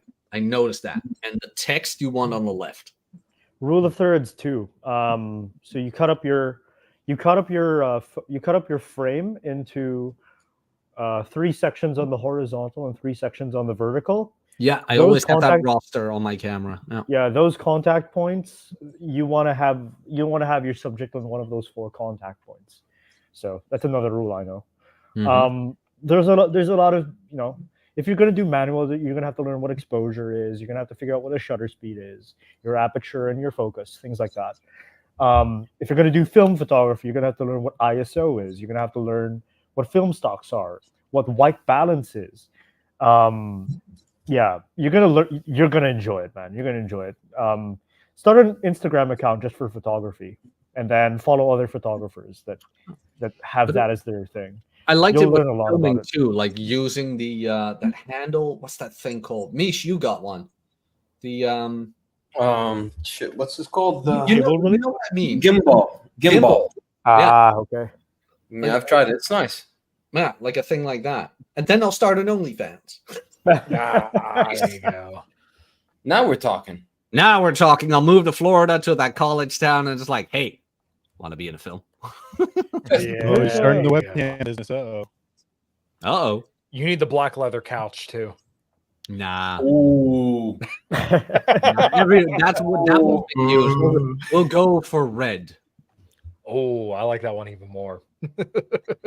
No, but seriousness though, if I move, I want a giant like corner couch, a 100-inch TV, and a GameCube setup. And I'm gonna invite Kyle, Hawk, and Nuke, and Mish, and David, and Panda, and everybody, and we're gonna play Super Smash Brothers live on air. And Hawk will wear a mask, Mish will wear a mask, Dante will wear a mask. We'll take care of all of it. No man, I'm gonna play Jesus. some. You guys are gonna see my Dr. Mario skills in action.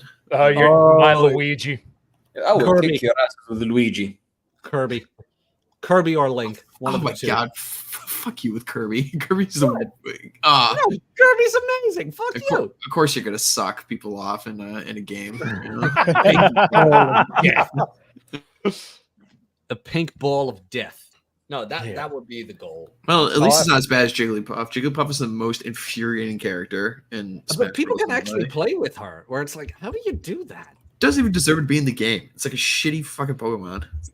Yeah, but the same as Mega Man. Ever played with Mega Man and Super Smash? He's fun. Nah. Yeah, he's got. I mean, I didn't hate him. who's your Jack? Who's your main in Ultimate? Link and Kirby. Oh, so you just don't even change. You know, any it's just same characters for forever. No, but I tried others. I like Bowser every now and then. I tried Donkey Kong. I do. Marth. I played Marth for a while. I tried Sephiroth, but I don't know. The controls, I don't know. It's It's interesting. Link and Kirby just flow a bit better. Oh, dude, I fucking love Greninja. Greninja's so much fun. Mm. I like I like haven't Red. got the new Super Smash Bros. Does any of you play it? No. Yeah. Yeah, it's fun. One of my favorite characters actually is Ridley. Ridley's actually a lot of fun to play. Yeah, he's fun too. Yeah. I like Cloud, Final Fantasy character. Mhm. He's really fun to play. I like That's why he makes good games. Meta I Knight. haven't touched my Switch in a while. Like I've turned it on yesterday and played a little bit of Zelda. I'm thinking about investing more into it, like some games. Yeah, I mean, I've been playing Ocarina of Time Master Quest on the PC for the last week. I'm in Ganondorf's castle now, so I'm pretty already. close. Oh yeah, I didn't fuck around. Dude, I just discovered something when you just mentioned this. You guys know that I've been harping about the Lenovo Go, Legion Go.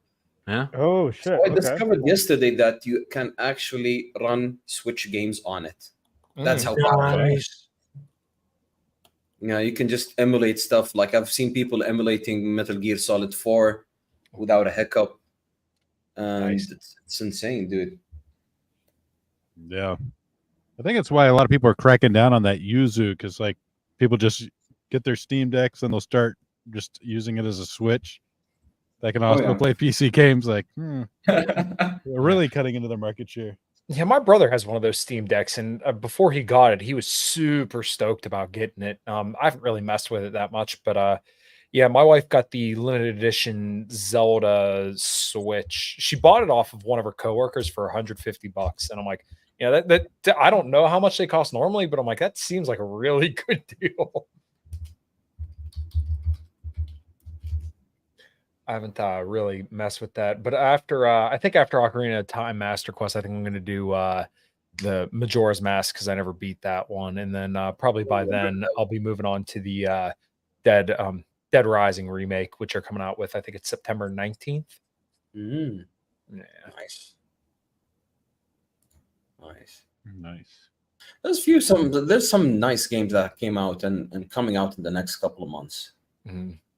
Yeah. Yeah, I'm mostly kind of sticking to older shit, but I've been looking at it a little bit. They announced a new Borderlands, and I don't know. After Borderlands 3, I was like, like Borderlands 2 is probably one of my favorite games, but Yeah.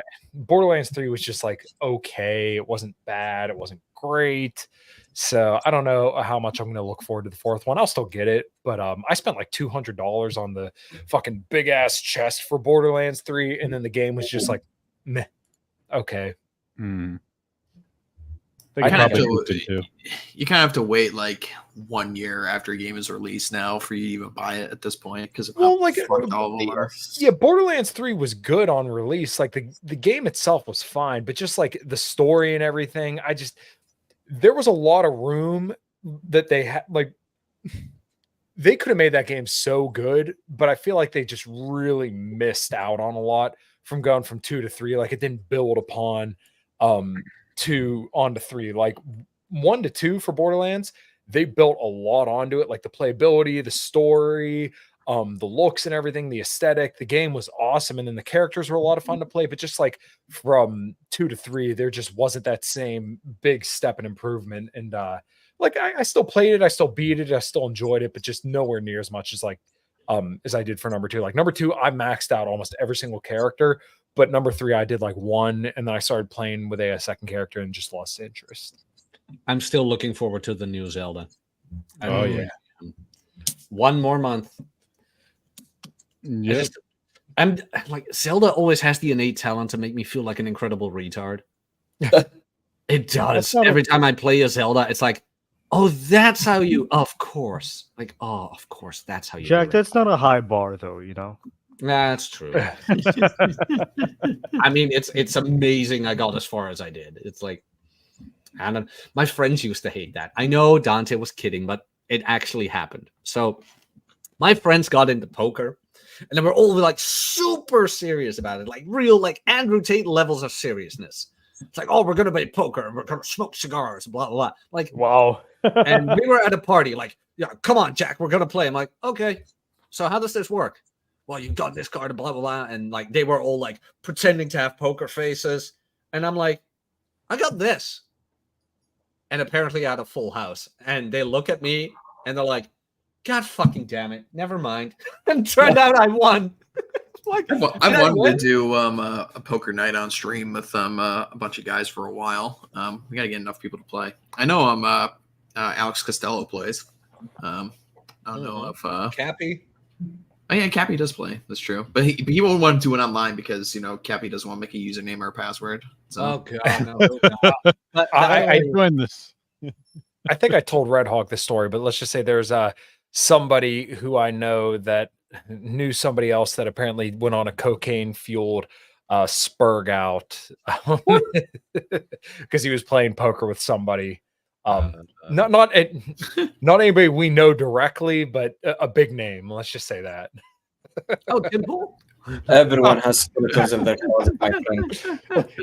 Yeah, it was Temple. I had a friend who went on there and allegedly he went on a cocaine fueled fucking spurg out because somebody bested him in poker who never really played before, which I thought was just the funniest fucking thing in the world. The fucker was still at the DNC incognito and still didn't take off his fucking hat. Like, God, an absolute tool. Didn't like 5 people do that shit? Go incognito at the DNC. Yeah. No. Yeah, I think I don't know if that was Matt Walsh. It sort of looked like him in that picture, but I don't know if that was actually him. Oh, okay. Oh, I Sounds saw that. exhausting. Sounds exhausting being like, Into like politics. having to do that as content and being in Yeah. places you don't want to be. Yeah, that's what like I saw that, and like everybody was doing streams about like reacting to the DNC, and I tweeted out, I'm like, I've watched 0 minutes and 0 seconds of the DNC, and I'm sticking to that. Like, I don't want to fucking watch that. I don't care. So I just downed over a liter of orange soda on stream. Congratulations. How bad do you have to piss? Boom, I boom. was just about to say. Yeah. No, I just peed. Okay. Party, boom, Is boom. that healthy? Aren't you gonna get acidic or something? Yeah, I Like a don't know. heartburn? Yeah, we'll find out. We'll Stay find tuned, guys, on the next Post Zero, where Jack tells us about his health condition. No, so far I'm doing pretty well. No, but that poker night was just funny. They all gave up. Like, did I win? Yes, you won. It's like, oh, cool. Can I play again? No. sounds like a movie. Like I'd be interested in playing cards comedy. with a bunch of you guys. I don't know. I was like, don't so when do I summon my blue eyes white dragon? let 'em out. There's a movie, I think. So there's a movie me and my girl watched like a week ago.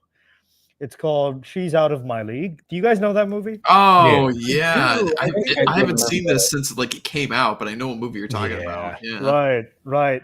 So when I first watched that movie, I was like, oh, it's a tri comedy. It's pretty funny. It's cutesy. There's a heartwarming message at the end. That's pretty nice. Watching it now, I'm like, oh, there's a lesson in there. There's a lesson in there about meeting women, how you think about girls, treating women like they're people and not pedestalizing them, things like that. Granted, the premise is laying it a little bit thick. There are a lot of things that move the plot forward that are kind of done in a hurry, but the point still stands. And I don't know, like there's a lot that we talk about here that's in that movie, and I want to know what you guys think. If you guys watch it, let me know in the group chat. And I'll I'm watch curious it to know. tonight. I'll watch it tonight alone. Yeah, you're gonna love it, man. You're gonna love it. It stars Alice Eve, so you're gonna enjoy it. But she's Sydney Sweeney.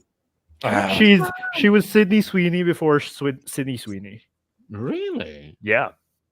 Alice Yep. Eve. I mean, Alice Eve has a bit of a weird jaw. Where I'm like, Yeah, You she just kind of don't. does. She does have that wide jaw. She I doesn't don't have. give a fuck. I She don't give doesn't a have fuck. that large of boobs. Oh wait, does she? They are, dude.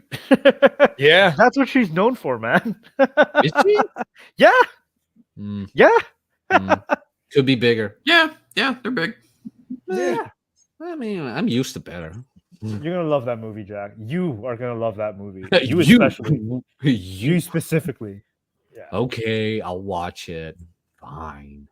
If I'm gonna feel depressed about it, I know where to find you.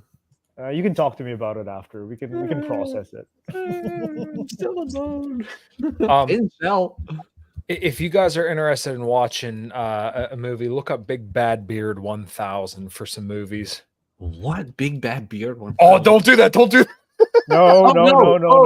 Oh, Oh boy. I was kidding. I was kidding. Is it like Two Girls, One Cup? No. No, it's Oh. Jack Murphy's other name. oh, Dude. is that Jack Murphy's other name? No way. He started an insurance company now. Like, what could go wrong? Well, to be fair, Jack, it is. Oh, It is is there a a great phone tip. number? Is there a phone number? Of course. Who is it? Who is it? At Lattimore. I mean, at Lattimore is pretty cool, but like he still sponsors like Jack Murphy. I'm like, dude, Ooh. is that who you want to associate with? Jack Murphy. Wait. Did you say Jack started an insurance company? Jack Murphy has now like a sports insurance company, a health insurance company. Because I understand. Like if I was Jack Murphy going through everything I've been through, an insurance company is not a bad pivot. Like I could understand why, but I do it for like clout insurance. Like if I get canceled, no, really, like for real. I know what it's like. Like this is the pitch. I know what it's like to be canceled.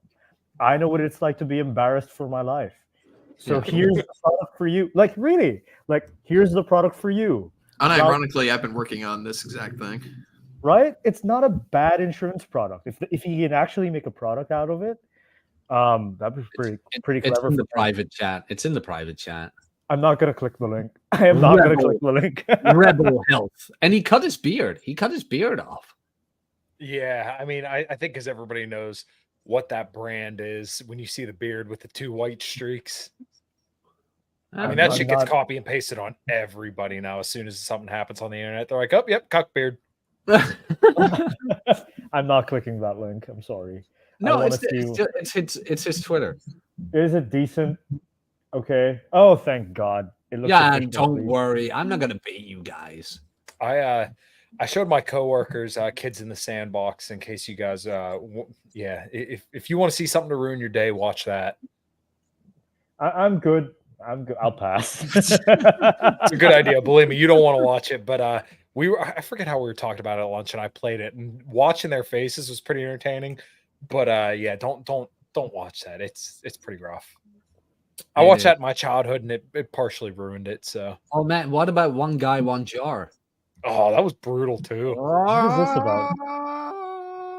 Dante, if you don't know these things, Dude, you're good. I was restricted internet access as a kid. It's very obvious why. It's probably a very, very good thing. That's for the best. It's time to ruin this boy. Dude, So dude, One I Guy, learned- One Jar is about Dude. a guy Shut up. and a I glass learned- jar. Dude, I learned what Red Wings was from this side of the sphere. So, you know. Oh, that's pretty tame. Oh, it is? Jesus. Okay. Yeah, that's pretty tame compared to some of the shit that we're talking about. The BME Pain Olympics. Oh, Oh my no! Oh, yeah. People had the same reaction when I told them about kids in the sandbox. Well, when they saw kids in the sandbox. Yeah, Is the this, BME Pain Olympics was fucking Screwdriver. brutal. Remember the screwdriver? Oh, Is this all, you know, gonna keep this channel monetized? Because I'm pretty concerned. No. Wow. We're just talking about it is one thing, but if you start, if I were to show this, then yeah, I would get demonetized. Because Okay, there we go. Okay, as long as we can Yeah. talk about it, that's the fine. funniest thing about the BME Pain Olympics was the heavy metal playing in the background. Is It was so anything- bad. I It's so think go ahead, Mish. no, I was saying it's disgusting, dude. Yeah, why can't we You just can get back just to know- clean, wholesome fun on this channel? Like, I talk mean, about you race. can just notice when Nuke isn't here because we diverge into complete debauchery. Nuke is like the stable pillar. He of does a this very work. good job of keeping us on topic. Yeah, no, he does. Yeah. He does. It's a great dynamic working with him. It's like I go. It's like every now and then my ADHD or whatever it is kicks in, and the Nuke is like, I'm back to the top. You know, I finally in my ever expanding like watch later list on YouTube. I finally made it to his show he did with Pop like 3 months ago. Yeah, it was great. It was really good. I make it my personal mission on every post zero to have Nuke loosen up a bit. You know, yeah. Jack and I think Jack and I have that kind of arrangement here, where we're trying to get you know, Nuke to lose himself a little bit, because it can be, you know, he can be a little bit preachy every now and then, because, you know, he obviously cares about the audience very much. But I care about, you know, I like to see the guy laugh, you know. Do you I like know to see that when people photo laugh. of Henry Cavill and Jason Momoa in the background, ready to jump him? Yeah. That's me and Nuke. That's me and Nuke. yeah. Like Nuke standing there, very proud, for like stoic. Me in the background, like Yeah. I know the first description of him and me. The first time I hosted, I think I was talking about him getting deported for some big booty Latinas, and then he kind of busted out laughing. But that is the favorite part of the show when we get Nuke to crack. It's like, yes, Yep. got him. Yep. Just when to he mute himself, cracks, he pick cranks himself down off cam. hard. Yeah. When he just goes down hard. He's just crying and laughing. He cannot compose himself. That's the best part. Oh, it's just amazing. I love it. It's always, oh man, I miss him. I hope he gets back next week. I hope he's probably okay. hosting next week. No, Hawk is hosting next week. No, it's a holiday in America, so no. What holiday do you have next week? Labor Day. Labor Day. Oh, that's Labor Day. right. It's a commie day, but nobody has work, so Yeah. But this isn't work. This is fun. Get your ass in here. I'm gonna be gone. I'm gonna be on the beach, man. Oh, Oh, dude, yeah? I'm going to the beach too, actually. Dude, Just temporarily. Jack, don't be a cock block. Red Hawk wants to see some chicks on the beach.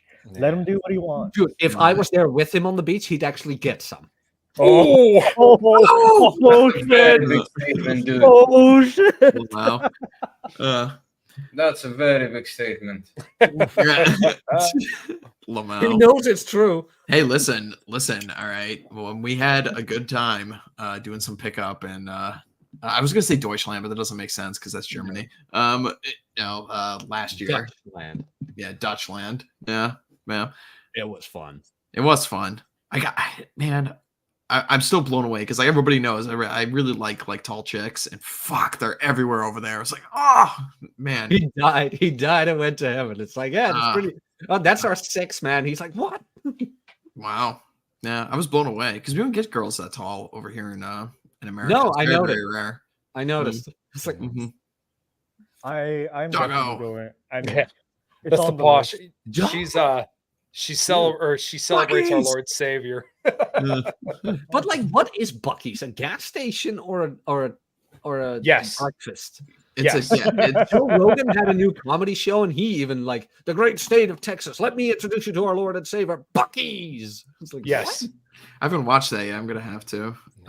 His stand Buc-ee's up. is pretty great. Yeah, Buc-ee's is great. Everyone has to go. If you come to America, go to a Buc-ee's. You won't Yes. regret it.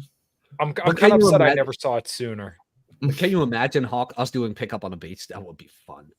That would be fun. You would have to go to the gym Over first. here. Though. I can't have that. I can't be twice your size. We can't do that. No, well, the bigger issue for me right now is that like I'm just so white. Like I'm not remotely tan. I thought you wanted that. Well, I mean, but race isn't just skin deep, man. So, I always fuck with my wife because I get super tan. Like if Well, I'm I down in hope Florida you for like do. a day or two. We that's what you're supposed to do, Kyle. That's Wow. that comes with the territory. Yeah, In case you over didn't the know. skin tone. The skin tone. I 'Cause see. I she's see. I think she's German, if I remember correctly. I don't know. She doesn't know her fucking nativity, but she's like pale as a ghost. White, very, very white with blue eyes, and then I'm Italian and 6'5", Polish works with in fucking green finance. eyes. Yeah, we get it. No, my wife's she's 5'8", so yeah, she's a little bit taller. She actually is 5'8", funny enough. Huh. Mhm. Cool. Yeah, it was weird though. Like when I'm over there in the Netherlands with Jack, like I think before That's a very huge woman, my friend. I think before I went over there, I maybe saw like 3 or 4 women in my entire adult life who were taller than me, and I'm over there in the Netherlands. I'm like, they're fucking everywhere. I'm like, what? Oh, How? really? I told you I am short for a Dutch guy. Yeah. I believe that. Yeah. No. But we just went. We didn't stop. We went for hours. It was a good like 4 or 5 hours. We went. Like, I this one didn't work. literally got off the train station, which was really funny because how I introduced myself to Jack. Like he immediately like cringed a little bit because we're in a public place. But No, I loved it. The guy next to me was like, "Oh my god, did that man just yell the F word?" And I was like, "I love it already." yeah. You did a lot I of things you screamed. did not- I screamed at Jack from across the train station. What's up? You did not make me cringe at all. No, man. I loved every second of it. That's the second gayest thing you put in your mouth today. Yeah. Oh my god, was it so much fun? And we just kept going. Like one chick didn't work next. That one Yeah. didn't work next. And then we hang out at the end. Where do you remember the brothers of those chicks? They were kind of hesitant at first. Like, Oh. are these too good? So Yeah. we had to loosen them up first. Where it's like, no, we have no bad intentions. And then we were like best friends. They got us Yeah. drinks, and we got them drinks. Yeah. If you're not so, I've talked about my experiences at the bar. I'm slowly trying to figure out my place in the environment, and slowly figuring out, okay, this is how it is if you wanna hook up with these chicks. But you basically have to be chill, is what I'll put with it, because I don't do rounds. I don't go around the bar and talk to girls. That's not what I do at the bar. I just sit in my place. I look around. I talk to the person next to me, and eventually there'll be a chick that will walk by who's a friend of the person next to me, and that's how it works. Going around doing rounds doesn't bode well here, because they know what you're up to, and if you're creepy about it, then that wouldn't work. But it seems to work for me just sitting where I am and talking to everybody that's near and interesting. So. How about we guys wrap it up? We had a fun show. Hell Yeah. yeah. Alex, Okay, thank you very much for all the super chats. All of them came from Alex. Very, very generous. Plug your shit, guys. Kyle, plug your shit. Cool. CommonCrown.com. for all the band stuff. As I said earlier this morning, hopefully we'll have a new song out before the end of the year. I'm doing my damnedest for it. In Liberty and Health this week, and Kamatovic on Twitter and all that good stuff. I forget who Brandy has lined up for Cognitive Vigilance this week, and 5 till midnight. That's all I got. Nice. I introduced you guys to a coworker of mine. Oh, nice. Yeah, Did he but say then, we suck? no. He actually liked it, but then he started looking you up on YouTube. I'm like, shit, if he finds Kyle, then I'm fucked. Oh, oops. Might have want to think about that, but I don't care. It's just one more week. Mish, plug your shit. I have nothing other than the Substack. www.aljazeera.com. Oh, yeah.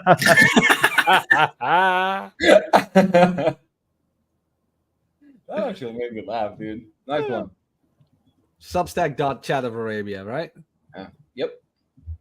Of Arabia.com. Yeah. I'll link Panda, mine. go ahead. I'll link mine. So I'm taking Substack a little seriously. Not too serious. I still don't know where I'm headed with this. But if you want to know a little bit more about the red pill and what it's actually about versus what's on Twitter, and then my Substack, I'll probably post a little bit about it. There are some places I want to take. I have some questions about some things I do not have answers for, whether it's on the TRP subreddit or the Married Red Pill subreddit. I don't think they've asked these questions. So we'll see where it goes. And yeah, that's it. Nice. Dave? Scarred Thumb podcast every Sunday. I think it's 2 hours before this podcast. 9 a.m. EST. No. Plug your links in the chat, man. Go ahead. You're a mod, right? You can put it. Yeah. Let me open up I'll open up the YouTube and get those in there. I'll be sure to like the video while I'm doing it. Nice. But yeah, everybody go to Dave's channel and go look at the Scarred Thumb podcast, one of the better gaming podcasts out there. It's actually a good one by gamers and not full of like this next game is woke crap like you'd see from like the Quartering who makes his 25th video about like Captain Marvel or some bullshit. No, it's very wholesome. Go watch Dave's stuff. Yeah. How about you, Hog? Go plug your shit. Just go follow me on Twitter if you want to see me dunking on people. And then check out the Old Glory Club. Pony Express Radio is on Thursdays if you are interested in political content of the American variety. So check that out. I might start doing Man's Hour again now that I'm in my new command center down here. But let me get settled in a little bit and might come up with some cool topics. Nice. Let's see. There we go. Here's Dave's channel. Boom. As for me, I just wrote a new Substack, Standing on the Shoulders of Giants. It's about the process of the information in the red pill being forwarded to other guys in the red pill, taking that content, making their own version of it, and then passing that on to the next guys in this space. So it's a bit of a... I'm taking a deeper dive into like the whole process of the sphere. Last week we had Taking the Pill. Like, what does this actually all mean? If you read this stuff, blah, blah, blah. Like, no, it's not a personality. It's praxeology, blah, blah, blah, blah, blah, blah, blah. And what do you get out of it? And now it's more like, now that you have all this content, do you stay or do you go? And if you stay, what do you stay for? So if you're interested in that, please go to my Substack. I just crossed the 500 mark, 500 followers on Substack. So I'm actually very proud of that for writing. It's just amazing. Yeah. And let me know what you think about it. So that's it from us. Say hi to chat right here. And we'll see you guys next week. We'll see who's hosting. Maybe Kyle, maybe Dave. If Dave wants to host, go ahead. We'll see. I'll let you guys know. Sweet. Cheers. Bye. Bye. Yeah.